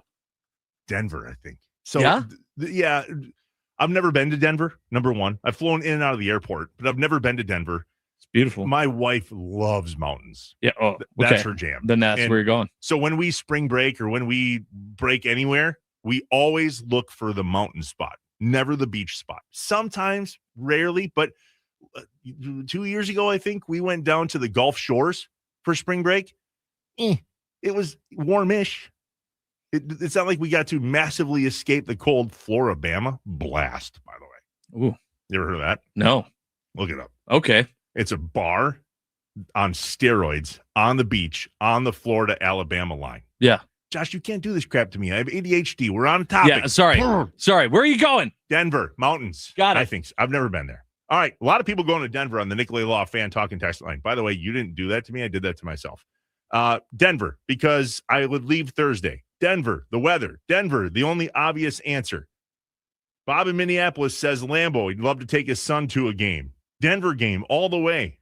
Better matchup and better stadium than Chicago. Minnesota, somebody says, because it's indoors. Need I say more? The problem with that game is it might be meaningless. Well, literally meaningless. Well, and the thing is that I'd love to say, well, this is a great time to be able to go into US Bank Stadium and know that you're favored and come away with a win. But football, to me, should be played in the cold. Football's not a I want to be comfortable sport. It's a I'm wearing snow pants sport. Yeah, I'd say that when we're in the warm in September here at Lambeau Field and the sun's beating down on you and you're like, oh, this is where I hate that. I want the cold. Yeah, hell yeah. I want the cold. I guess at the end of the day, it's Denver. So many people are Denver. Minnesota indoors, but I'd go to the Mile High City. Yeah, see? Yep. Crisp, clean air. I'm down. Let's go to Denver. I think the only negative and thought maybe people aren't thinking about with Denver is if you are super into the game, you're going up against a tougher opponent than if you went to like Chicago or Minnesota. And so if you're worried about being in a stadium with a team that's riding high and you feel out of place, like I said I would, Denver might not be the right spot right now because they are into it.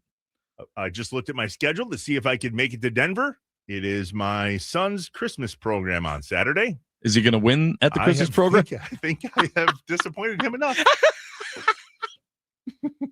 Great promo, by the way. Nice job. Yeah. That's a good one. All right. Matt Schneidman from The Athletic joins us when we come back. We'll dive into Packers with him and worry about Denver. We'll see how much we need to worry. We're inside Wisconsin Sports. Trevor and Josh live from the Wisconsin Sports Radio Network studios, powered by the Potawatomi Sportsbook.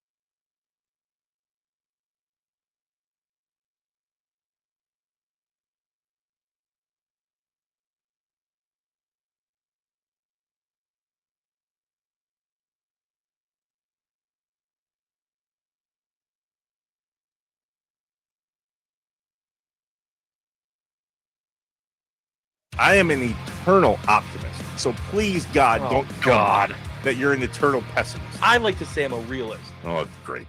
We're going to go along great. This is going to be great. This is Inside Wisconsin Sports with Trevor and Josh.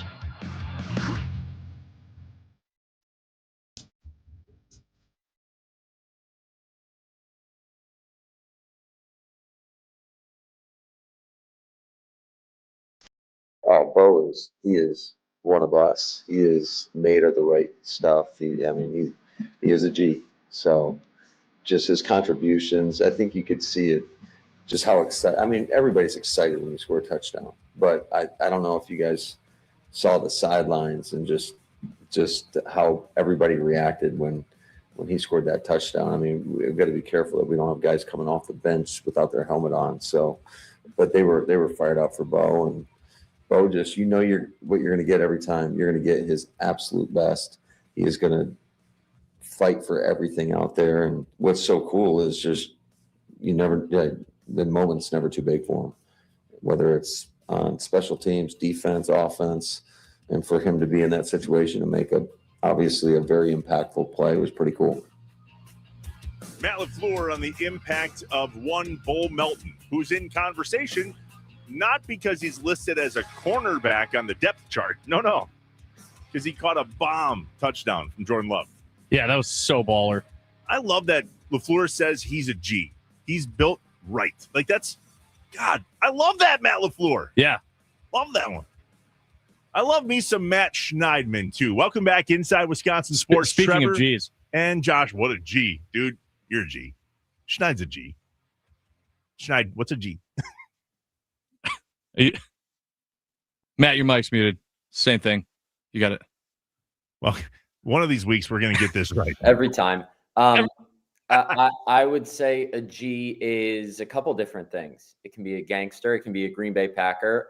I am neither of those things. I'm just a lowly reporter.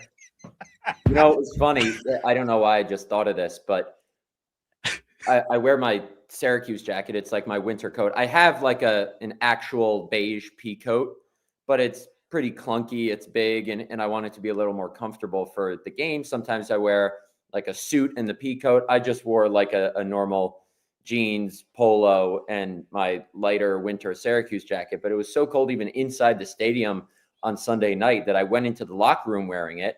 And I had gotten a couple comments throughout the week about, wearing Chicago Bears colors during Bears week. And obviously people are just giving me crap.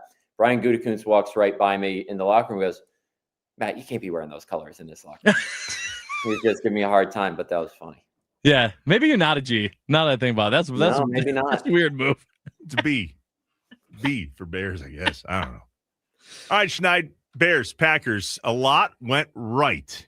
Should we be confident? Absolutely. The team's in first place. They're 9-3-1. You can always pick holes in this team, but especially in a league where there are no clear-cut, Super Bowl favorites, meaning there aren't one or two teams at the top. There's some more parity in the league this year. You got to be confident. You got to be happy about what this Packers team has done. Sure, you can look back and say, oh my God, our losses are to the Browns and to an Eagles team that's fumbling. We have 3 losses by 3 points each and a tie. But you got to be happy with what this Packers team has done for no reason more than they're 4-0 in the division a year after they went 1-5. I mean, that's incredible already. Even if they were to lose their final 2 games in the division, which I don't think they will. Got a tough stretch coming up with the Broncos, who Matt LaFleur yesterday called the top-ranked team in the NFL. I don't know if that's technically true. We'll see what the Athletics power rankings say today. But a couple important games left, but you got to be happy with what you've seen so far. Matt, before the Packers and Bears game, we had asked you, do you think the Bears are legit? I know a few people, specifically on this show, said yesterday that they thought after the Packers beat the Bears, it proved that the Bears are frauds and that they are not legit. Were your feelings on the Bears before round 2 swayed at all by what happened in the game in round 1? They're legit. They're absolutely legit. And I think to see kind of how they managed that game, and Caleb obviously, Ben Johnson had said earlier in the week that they had been winning in spite of their passing game. Caleb backed up what Matt LaFleur said earlier in the week in terms of he can be a magician when he escapes the pocket and makes plays. He did that a handful of times. It wasn't pretty at all times, but I think that guy's going to be a problem for years to come.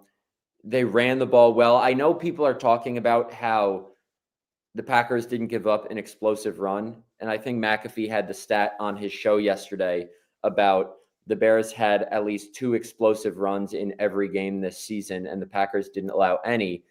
But the Packers still gave up 138 yards on the ground without giving up an explosive run. And to me, it was, and this was kind of like what happened in the Giants game, it was 6, 6, 5, 4, 5, 6, instead of 1, 2, 25. And the first one is almost worse because it's like death by 1,000 paper cuts. So I thought that's me saying I was impressed with the Bears offense, especially in the second half. They obviously got the early takeaway. I think this team's not going away. Ben Johnson has them prepared differently, and that was evident in how the players talked after the game. Keyshawn Nixon, Xavier McKinney, Josh Jacobs, they were heaping praise on Ben Johnson and the Bears and how different that team feels and looks. Wisconsin Sports Radio Network guest hotline, powered by Gruber Law. One call, that's all. That's Matt Schneidman from The Athletic and co-host of the Tundra podcast with John Kuhn. That's it. John Kuhn. Yep. New episode today, I believe. Watch for that wherever you listen to podcasts. Schneid, we're talking about if you had a pair of tickets and which stadium you could go to, all expenses paid out of these last 4. I know that you're not a fan and you don't sit in the seats, but you have been to every NFL stadium. No, not everyone, but really? Almost. Which ones have you missed? Sorry, go ahead. Finish your question first. Oh, this is going to be a bad question if you haven't been to one of these 4. Denver? Been there? Yes. US Bank Stadium. The 2 I haven't been to are New England and New Orleans. And the Packers have never been scheduled to play at New England in my 7 years covering the team. They were scheduled to play at New Orleans twice. One of them, well, they did play at New Orleans once, but it was during COVID, so I wasn't traveling to games. And then the other one was the 2021 opener when a hurricane moved the game to Jacksonville, and they lost 38-3. So I haven't been to New Orleans or New England. And when I say I've been to Houston and Indianapolis, it's for things other than Packers games. I've been to the Indy Stadium for the Combine. I covered Syracuse basketball in the 2016 Final Four as a junior student reporter in NRG Stadium. So in terms of seeing the stadiums, it's just New England and New Orleans. But if I had to choose one of the Final Four, I mean, Denver is great because one of my best friends from college lives in Denver, so I'll get to see him and his new kid there this weekend.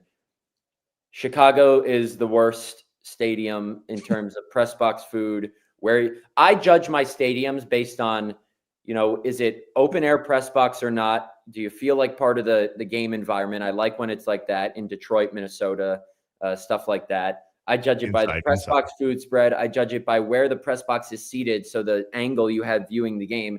Chicago's 30-second, 30-second, 30-second. So I could care less about there, although it is nice that I can just drive there. Minnesota, I would say, is the best for the game day viewing, but the press box is also in the corner of one of the end zones. So that's not great. So if I had to choose, I would choose Lambeau Field because I just have to drive 12 minutes to that game. There you go. The Ravens. There you go. There you go. Matt, we talked yesterday, and we're going to get into it a little bit more after we're done with you here. So I want to get your opinion on this, on just Micah Parsons being held. It was obviously a big part of the game against the Bears. They had it on the big screen during, I believe it was like the 2-minute warning. They were showing like replays of Micah Parsons being held. Micah Parsons was asked about being held and it not getting called after the game. And we were trying to figure out, so what's the solution to the fact that he's getting held and it's not getting called? What do the Packers do to change that? I'm not sure there is anything we can do. And I feel like we're regurgitating a storyline that's been with him his whole career. And it's just like it's transferred from Dallas to Green Bay now. And that's what Micah said after the game. I don't know if you guys played the audio, but he said, this has been the story of his career, and he's immune to it at this point. We had this same discussion earlier in the season, I think before they went to Arizona and played the Cardinals. And Matt LaFleur talked about how he would have a discussion with the officials before the game. And I think we saw a hold called on Micah against the guy who was blocking Micah Parsons that game. Maybe it's just continuing to have those conversations and praying that the refs make a call. But at this point, and Micah said it, he knows he's not going to get the calls.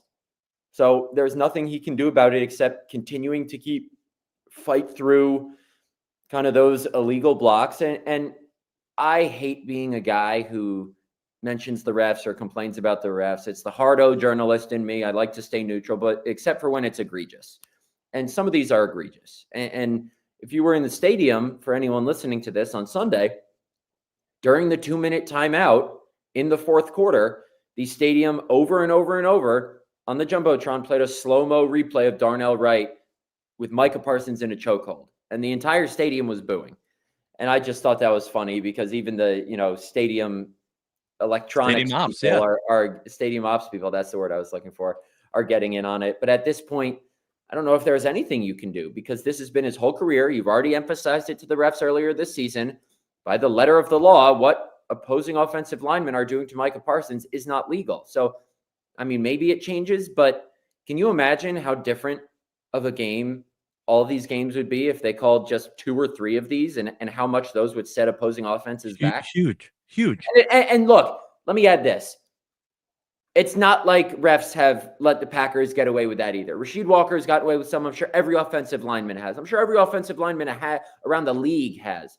It's just probably more prevalent with this guy because of how good he is. There's a guy on the other side of the ball that's playing really, really well. And you brought it up yesterday in Matt LaFleur's presser, and you asked Matt about Love and his MVP performance so far. Here is what Matt LaFleur had to say with Schneid's question about, is he an MVP? Is he not? Where does he land? He's playing really good football right now. And that's obviously important. And it's going to be important moving forward because, like I mentioned, we got a hell of a test. I mean, this defense is they're for real. So one of the top defenses in the league. Schneid, is he the MVP? No, he's not the MVP. He's one of the front runners for MVP. Matthew Stafford and Drake May, I think, are ahead of the pack right now, pun intended, I guess. But Jordan Love's not far behind. And let me preface it by saying I don't watch the other team. I mean, I watch football every week, but I haven't watched Matthew Stafford and Drake May ad nauseum this week. But I think the odds are an accurate reflection of where it stands. I think at Pato, Stafford was minus 167. Drake May was plus 200. Love was plus 900. Then Josh Allen was plus 1,400. Those are the 4 with a realistic shot to get it. I will say this, though. Still plenty of season left. And if Jordan Love goes to Denver against that defense and carves them up, he launches his name right into the heat of that conversation. Still not a favorite, probably. It would take somewhat of a collapse from the other 2 guys. But Jordan Love's playing great ball. Whether he's the MVP favorite or, the top 3 are finalists for the award. He could very well be an MVP finalist. What is clear is that he's playing MVP caliber football. And it's in whatever metric you look at. Overall, he's 4th in passer rating. These stats I got before last night's game, I don't know if they've changed. 4th in passer rating. He's 2nd in EPA per dropback. He's 4th in on-target percentage. Against the blitz, he's 1st in EPA per dropback, 1st in on-target percentage, 4th in passer rating. Like, this guy is playing incredible football. And as Micah Parsons said, it's been without his full complement of wide receivers for pretty much the entire season. Yeah, I mean, God bless Toyotathon, I think that's the main takeaway. Matt, I think that from a fan perspective, at least for me, it's been very difficult to focus on the Broncos. And I know that we still have a few days before they're going to play, but this essentially with one game in between back to back with Chicago seems to be the big focus coming off of the win against them at Lambeau. The Bears were like, I think that it's undeniable that we're better now. We'll look to see them when they come to Chicago. The Packers, all their answers were, well, we can't let off the gas. We're going to see these guys again in 2 weeks. Mm-hmm. How does this Packers team focus on the Broncos not looking too far ahead to that Bears game. And what do you think needs to be the main thing that this Packers team does to beat a very, very good Denver Bronco team? Yeah, I think it might be different if this was like the Las Vegas Raiders or the Minnesota Vikings or Washington Commanders that the Packers were playing. It would be easier maybe to naturally overlook this game. I'm not saying the Packers would do that anyway, but it would be easier to kind of let that sink in with what awaits in Week 16 in Chicago. It's an 11-2 team. This is the number 1 seed in the AFC. Sure, it's not a division opponent, but the Packers should, and I don't think will, have any problem getting up for this game. You know, Keyshawn Nixon talking after the game, he did mention that Chicago game in 2 weeks and how they have to play the same way there, but he also mentioned the Denver game first. Matt LaFleur, as I mentioned yesterday, said, this is a hell of a test. This is a top-ranked team in the NFL. I don't think there's any looking past this Denver Broncos team. You can't, because this is another chance to get a win, even if it's not in conference or in division, and solidify yourselves as a legitimate Super Bowl contender, even though I think the Packers are already that. What they have to watch out for, this defense. They're on pace to break the, I think, all-time record for sacks in a season. They have great depth in their pass rush. They're tops of the league in almost every important defensive category, near the top of the league, I should say. They're really good. Like, the Packers are first in preventing explosive plays and explosive play rate allowed. The Broncos are fourth. So this might be another game in which Jordan Love has to kind of take the checkdowns, take what's available, be patient. But it's also going to be tough to run the ball, to move the ball downfield, because the Broncos are second in rush defense. So that's why I said if Josh Jacobs and Jordan Love and the Packers offense can make a statement here, then they're legitimately for real, even though I think they are already. Schneid, one more, and then we'll let you go. Packers are first place. NFC North control their own destiny with a little help from the Rams to be the number 1 overall seed in the NFC. Yet a mere 4 weeks ago, we were talking on this very radio program that Matt LaFleur should probably be fired. And I believe, correct me if I'm wrong, in a presser, you asked him if he thought he was coaching for his job. Is that all forgiven and forgotten at this point? Or is there still some things that we have questions on in regards to how Matt LaFleur is getting this team ready earlier in the season? Because they seem hot now, but I'm cautiously optimistic. Yeah, well, my line of questioning was not to say I thought he should be fired or that I thought he would be. No, that was on us. I'll give you that. No, I just wanted to clarify. I was just going off what I was told earlier in the season, and that was if they missed the playoffs or even maybe went one and done and kind of plateaued as a team over this 3-year stretch, then his job would be in question. So that's why I thought it was a fair line of questioning. I think I would reserve judgment on what I thought the Packers should do until after the season ended, whenever that ended. I think what he's done since then, since that Eagles game, has been awesome for the Packers and him. He's been really, really good. So that being said, still 4 games left, still the playoffs left. They could win 3 out of their final 4 and go one and done. And Ed Policy could be like, maybe he's just not the guy to get us over the top. I'm not saying that would be right. Ed Policy could also say, you know, he's our best shot to do this thing. Maybe it's not on LaFleur that they go one and done again. Maybe it's on someone else in that game. Like it's never black and white in this league. But as you guys know, if there is a scapegoat, sometimes it's the head coach or a coordinator, and he happens to be both. So I think ultimately it comes down to how far they go in the playoffs. It might not even come down to that. If they miss the playoffs, he's gone, but I don't think they're going to. If they go one and done, maybe it's a question in Ed Policy's head, but man, Matt LaFleur sure is making it hard for Ed to do anything else than extend him, regardless of how early they exit the playoffs. If they exit the playoffs, they might be hoisting the Lombardi in Santa Clara. There you go. Hell yeah. Possible. I could see it. Me too. If they miss the playoffs and there's a show that very next day, like there's going to be, if hypothetically this happens, you're coming on the show. Because we're not doing that one alone. That's going to be bad. Hey, Matt, remember when? Yeah. We got the audio. We'll save it. Matt Schneidman from The Athletic and the Tundra Podcast. Look for the new episode along with him and John Kuhn today. Schneid, we appreciate you, buddy. Thanks for jumping on. Thanks, guys. Thanks, Matt. The Wisconsin Sports Radio Network guest hotline, powered by Gruber Law. One call, that's all. So in the break, Josh, as we were coming back from the top of the hour, I saw a text on the Nicolay Law Fan Talking text line, 414-677-1250. And it said, Trev, we have a big Airbnb. Book a flight. Darren. Bye. Okay, well, I looked at flights. I told you, Saturday night's bad because my son has his Christmas program. Yeah. I can get out of Dodge on Sunday. Oh, my God. And make it to Denver. But I'd have to do, well, there's two problems. Number one, I'd have to do the show from Denver, which I don't know if you know math. That's even earlier than me doing the show here. That's one. That's future you problem. Number two, what? That's a future you problem. Well, this is also a future me problem. My son has a basketball game on Monday you're night. out. You're out. Can't go. That's it. Done. Can't go, even though they're Done. probably going to win. They're going to win. I think it was the team they played in the game I didn't go to this weekend.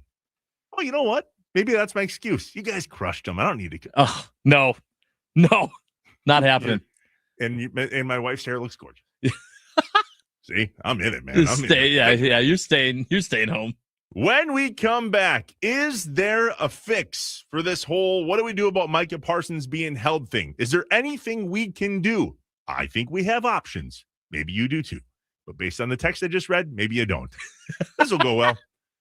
Inside Wisconsin Sports with Trevor and Josh, live from the Wisconsin Sports Radio Network studios, powered by the Potawatomi Sportsbook. Turn off your mic. I can't wait. This is going to be great. Terrible.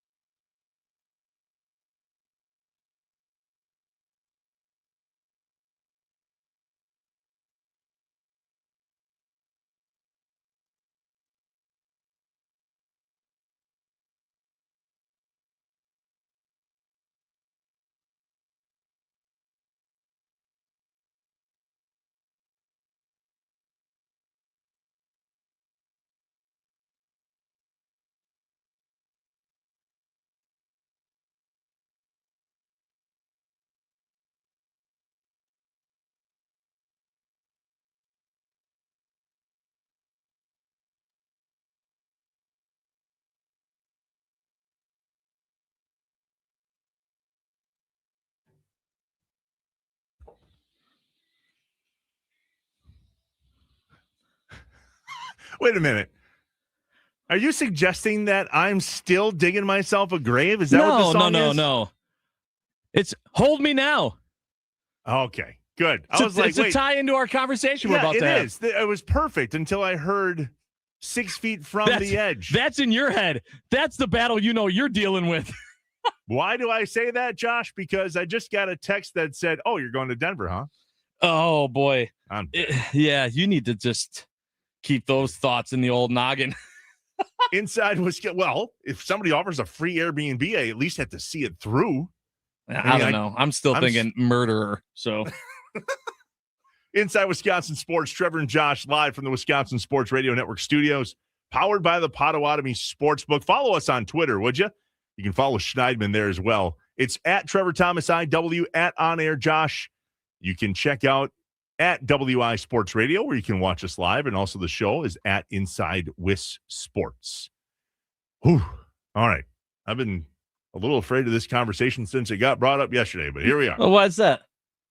I was yesterday optimistic that I thought that there was something we could do as Green Bay Packers staff okay, if they're holding Micah Parsons and they're not calling it, like my mind went, do it once, shame on you, do it twice, shame on me. So if we can't depend on the refs in the NFL to make these holding calls, then I think we have to look at other options.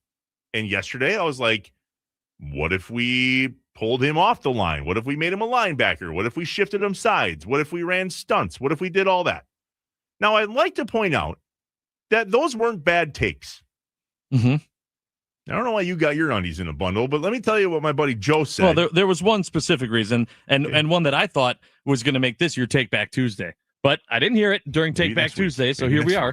That's because I probably forgot what I said. So Joe says, my buddy Joe, who I bring up on the show often, who, hi, Joe. by the way, is in the middle of neck surgery right now. Yeah. I brought this up yesterday. Thoughts and prayers with him and his family. Erica and the kids. That's no joke, guys. When you go on the operating table for neck surgery, Wolf.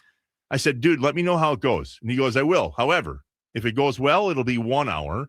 If it doesn't go well, it'll be 6. Yikes. So anyway, let's get him through. However, yesterday he texted me and said, all right, you're right on that specific play. Hafley took the Parsons effect and dropped him into coverage. And then 3 people were on the line going, now what? Because at that point in the game, he was being triple teamed. What he suggested, and correct me if I'm wrong, but I don't think we talked about this yesterday. And upon further review, this seems to be a plausible idea. I don't want to nerd out on all the football stuff I found with, pre-snap this and stunt that and chip this and double this and blitz that. Here's this is what we need to do. And I'd like to think we're doing this now, but I'm not sure. Okay.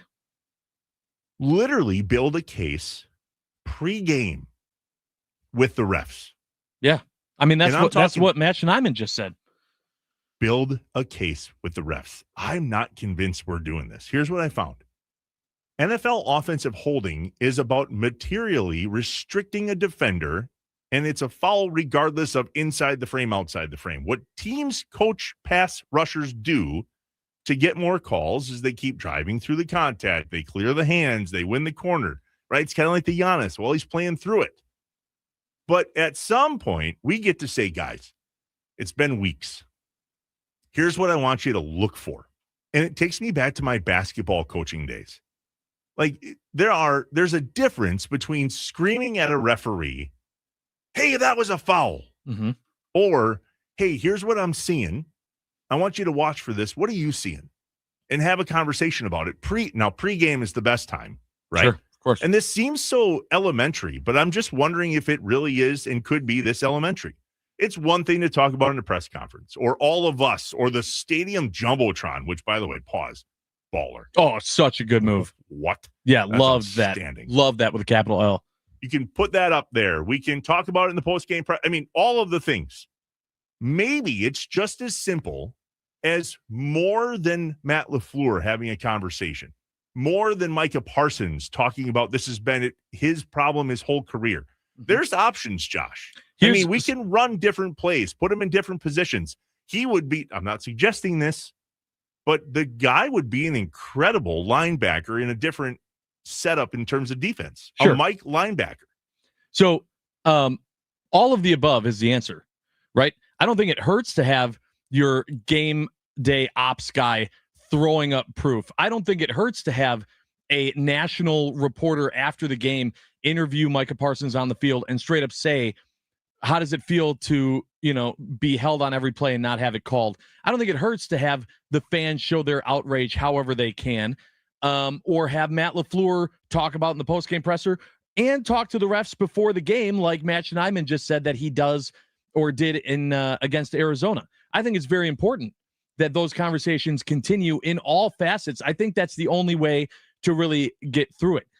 The one thing that you said yesterday that I will stand by, I'm not putting this on, is Jeff Hafley. I don't know.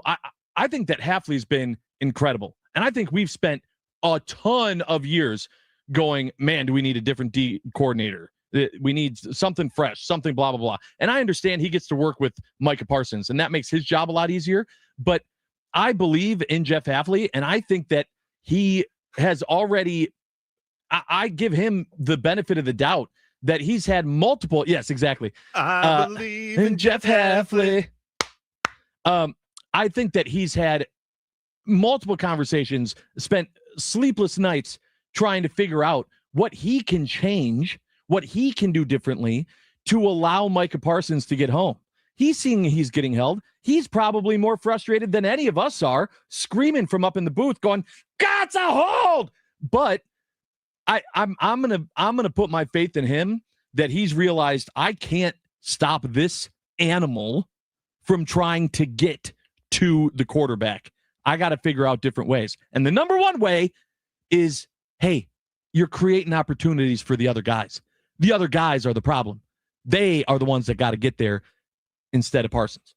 Did I say it was Jeff Hafley's fault, or did I say it was Jeff Hafley's opportunity? Yeah, either way, it's not Jeff Hafley.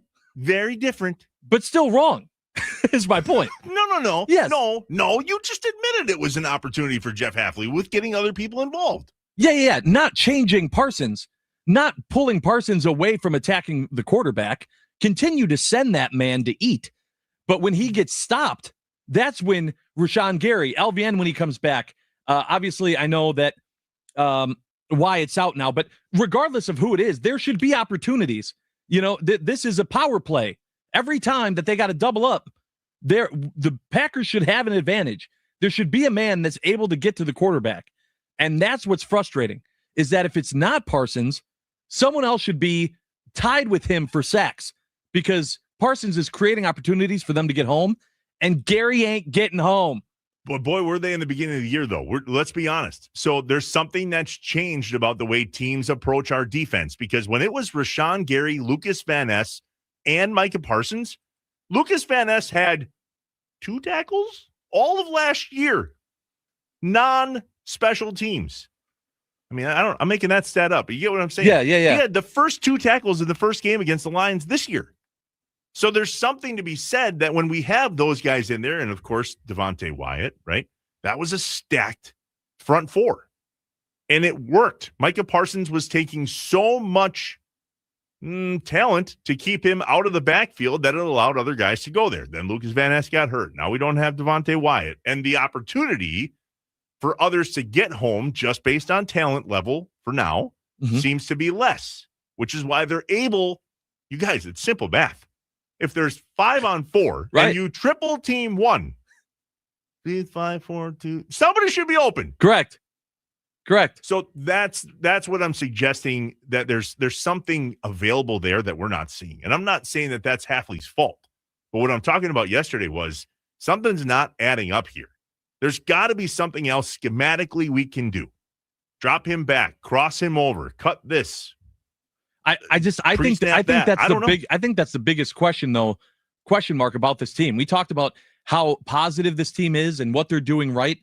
The biggest question mark for me on this team currently is, why is no one else on defense able to get to the quarterback when you have this advantage?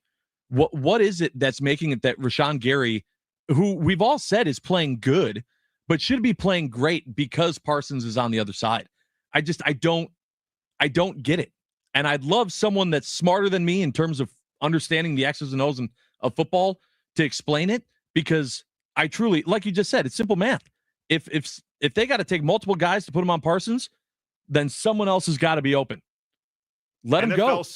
The list. So after all of that, after all of this, all of the holding, all of the changes, all of the complaints, all of the Jumbotron footage, all the let's send it to the NFL.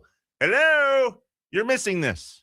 After all of that, Micah Parsons is tied for third in the NFL in sacks. Yeah, because he's a beast. That's the thing. Through the triple teams, through the non-called holds, he's still getting there. He's amazing. Totally worth the trade. I mean, anyone that is even having a thought that maybe he's not worth it is insane. He's an absolutely incredible player. I'm so glad that he's wearing, a green and gold uniform. But really, he should be allowing this defense to be even better. And there are just opportunities where that's not the case. And they need to get that figured out if they're going to be a Super Bowl contending team. When do we start talking about that? Not yet. When are you comfortable? Let's be honest. I could talk about it now. So could our listeners. No, I don't know that I'm there yet, because they still got a lot of work to do. They still got a lot of work to do in this season. It's still way too tight of a race. And I feel like if they fall apart in the last 2 or 3 games, knowing what's happened in the first game of the playoffs the last couple of years, it's not a good recipe. They need to stay hot, and they got to prove, like Matt Schneidman just said, that they can beat good teams. This is an opportunity for a huge statement win against the Broncos. The Packers go into Denver and win this game, even if it's close. That's a statement win to the rest of the NFL. You didn't answer my question. After they win the NFC Championship game. That's exactly no. After they have officially locked up the North, I'll go there. Okay, I'll take that. That's good, man. I can't wait for that. Well, then that's goal number 1. If that's what we believe they have to do, well, it doesn't have to be. I mean, they're going to be a playoff team regardless. Yeah, right? yeah. So but you're saying you're not ready to talk about a Super Bowl contending Green Bay Packers team until they lock up the NFC North, and not before, no matter if they're a wild card shoe-in or not. Right? No. Is that what I heard? Yep. Okay. I will respect those wishes. Okay. Hey, a real quick shout out to Niner in Milton, Trevor and Josh. I've been looking for a morning show to replace the void. I can't believe it took so long to find you guys. Great show. You have a new loyal listener. Hey, thanks, Niner. That's outstanding. We appreciate you. Welcome. All right, Niner. So then give us this. When we come back, it's a segment we call What's Up, Wisconsin. What's up? What are you doing tonight? What are you watching? Nothing to see over at Lambeau Field on Tuesdays when we play on Sundays. It's an off day for the Packers. Nobody talks, at least not in the microphones. So what are we doing today? What are we watching? What are we taking in? 414-677-1250, the Nicolay Law Fan Talk and Text line. I watched all of Raw. There's no football. Did you see last night the whole Monsters, Inc. thing? I think that was pretty cool. I mean, it's a great way to try to get kids involved. It worked. I picked up my son. I'll tell you this, in 2025, though, I feel like I understand it's in real time. They could get a little bit better with the animation there. What's going on in your world, Wisconsin? Tell us next. We're Inside Wisconsin Sports with Trevor and Josh, live from the Wisconsin Sports Radio Network studios, powered by the Potawatomi Sportsbook.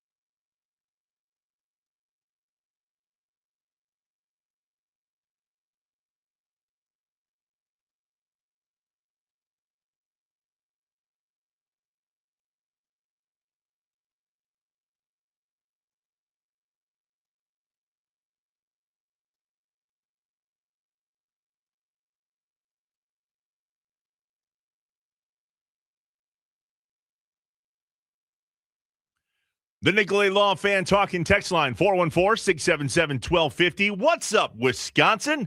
Hit us up with what your day looks like, what your night looks like, what you're up to. We care. It doesn't have to do with sports. I don't care. Neither does Josh. Josh, what are you doing? Yeah, it's a great question. Okay, so I got Taekwondo. The kiddo has Taekwondo tonight, so I'll be taking him to that. And then I have one of the 1,000 podcasts that I record through Not Done Yet Media. Be doing that as well. And then getting some stuff ready for Christmas. It's like, I don't know if you saw this, like the stuff on Amazon, which is, where 90% of people get their presents now. The days of 2-day shipping, haven't been seeing a lot of that. A lot of it's been like 5 days out. So I got to get some stuff ordered and things of that nature. But as far as what's up with Wisconsin sports, there ain't nothing tonight. Yeah, tough. Snow watch tonight. Yeah, by the way, buddy. Like, hey, yoo-hoo, Josh, yoo-hoo. It's going to snow tonight. Okay, I got it. All right, good to know. You guys Thank supposed you. to get snow down there? You don't know. Anybody else know? I'm assuming so. I'm gonna plan it. I'm gonna plan accordingly. It's supposed to snow quite a bit in Green Bay, where I am, northeast Wisconsin, 6+ inches of snow. What are you laughing at? Well, I love this. We asked the Nicolay Law Fan Talking text line, 414-677-1250. What you got going on? That's the whole point of the segment. What is up in your lives tonight? We want to know. We want to talk about it. And I love some of these answers because there's no sports. There's no sports. So we talk about these are some of the hardest nights for sports fans. What do you do? Can I admit that some of these are my favorite days? Just take a breath. Yeah, you get a breath. You get a breather. Absolutely. But I love this. So we got the 612. We got Bob in Minneapolis says, I'm going to watch a couple episodes of Alone. Never seen What's it. That? And study some bowling videos. Fell short of 3 clean games again. Hate splits. I know it's a tough one for you, Bob. 414 said, I'm going to pop in the DVD, The Rock. What's that? That's a movie. I can't remember who stars in it. It's not The Rock? No, it's not The Rock. It's definitely not The Rock. 920 said, I'll be taking my 85-year-old dad to watch Wrightstown Freedom basketball tonight, then get a little sleep so I can plow at 3 a.m. Told you. That's Bricky from Wrightstown. Told you. 414 also said, have you guys ever gone tubing? I'm going downhill snow tubing. That's cool. 608 said, I'm fixing my snowblower. Yeah, that's the most Wisconsin thing ever, by the way. I mean, let's make it's sure. time, though. We haven't already had been 12 months to make sure our snowblower works. Now that it's potentially the third or fourth big snow of the year, should probably get that thing fixed. Oh, man, I better get this thing working. That's so Wisconsin. 92 also said they're going to get some snowmobile parts for some snowmobiling. And then another 414 said, I'm watching the show Prison Break and eating a ribeye. Ooh, Sean Connery and Nicolas Cage are in the Rock. Yeah, there you go. Sean Connery. There you go. Ribeye. Now I'm hungry. Back to this inner tubing thing for a second. Yeah. Here in Green Bay, where I am at WNFL, there's other radio stations, no different than there's other radio stations where you're at in Milwaukee. One of the morning show hosts was sledding, and she was with her son, hit a ramp this past weekend, landed so hard on her behind that it compressed her spine and she broke her back. Oh, man. If I'm hanging up the softball cleats because I'm afraid to blow my Achilles again, I'm probably not no tubing anymore. Wait, are you saying you've never gone down the hill by Lambeau, the sledding hill? Oh, yeah. Is that what they're talking about? No, I don't think they're talking about that one, but I mean, that's right in your backyard. That also was not designed for fellas my size. And now I'm talking about my weight because there's a catch fence at the end of it. Yeah. That if you get some momentum, apparently somebody flew off that and broke their arm because they catch too much speed. Like there are times when the sledding hill at Titletown can't go because there ain't no room anymore. Oh, wow. Yeah, it's a thing. So they've come up with ways to catch people who are oversized, like myself, and not keep us safe. Here's the other problem, if I'm just being honest. That's a lot of stairs. Oh, yeah. It's a lot of, that was always my thing with tubing.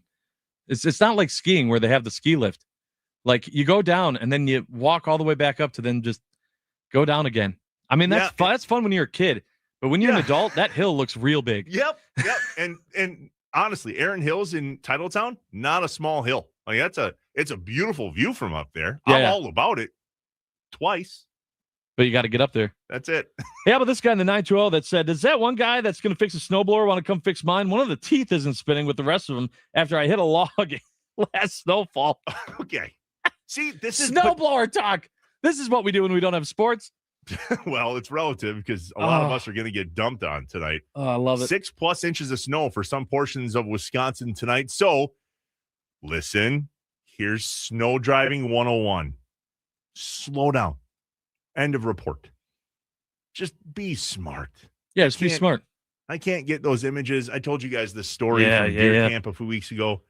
What I'm finding with that, by the way, if I just may for a moment, I don't know the outcome.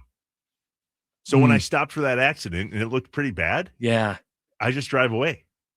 And I don't know if everybody's okay. I don't know if everybody's not okay. I know nothing. That's tough, though, when it weighs on your mind because you can't get an answer to it. I should just be able to let that go, but apparently that's a thing. Stevie in G-Town. We're in GB Saturday visiting family, Neville Museum. Tried to go to the sledding hill that night. Website said open. Nope, closed. Weren't done grooming yet. Worst plan ever. They're talking about Titletown here in Green Bay. Oh, yeah. So if you ever come here and see that sledding hill, the Packers spent a gazillion dollars on a European grooming tractor. Ooh. This thing is the creme de la creme of groomers. Of things I didn't even know existed. For a sledding hill. Yeah. Good. Wisconsin. It's Titletown, baby. All right. Our thanks to Matt Schneidman for joining us on Inside Wisconsin Sports today and all of you for chiming in. Yes, that was a good one. That was a good one. Appreciate y'all. We're going to try to do it again tomorrow. We promise. He's Josh. I'm Trevor. We are Inside Wisconsin Sports live from the Wisconsin Sports Radio Network studios, powered by the Potawatomi Sportsbook. If you missed it, look us up in the podcast. We're there. See you tomorrow. Because we're not done yet.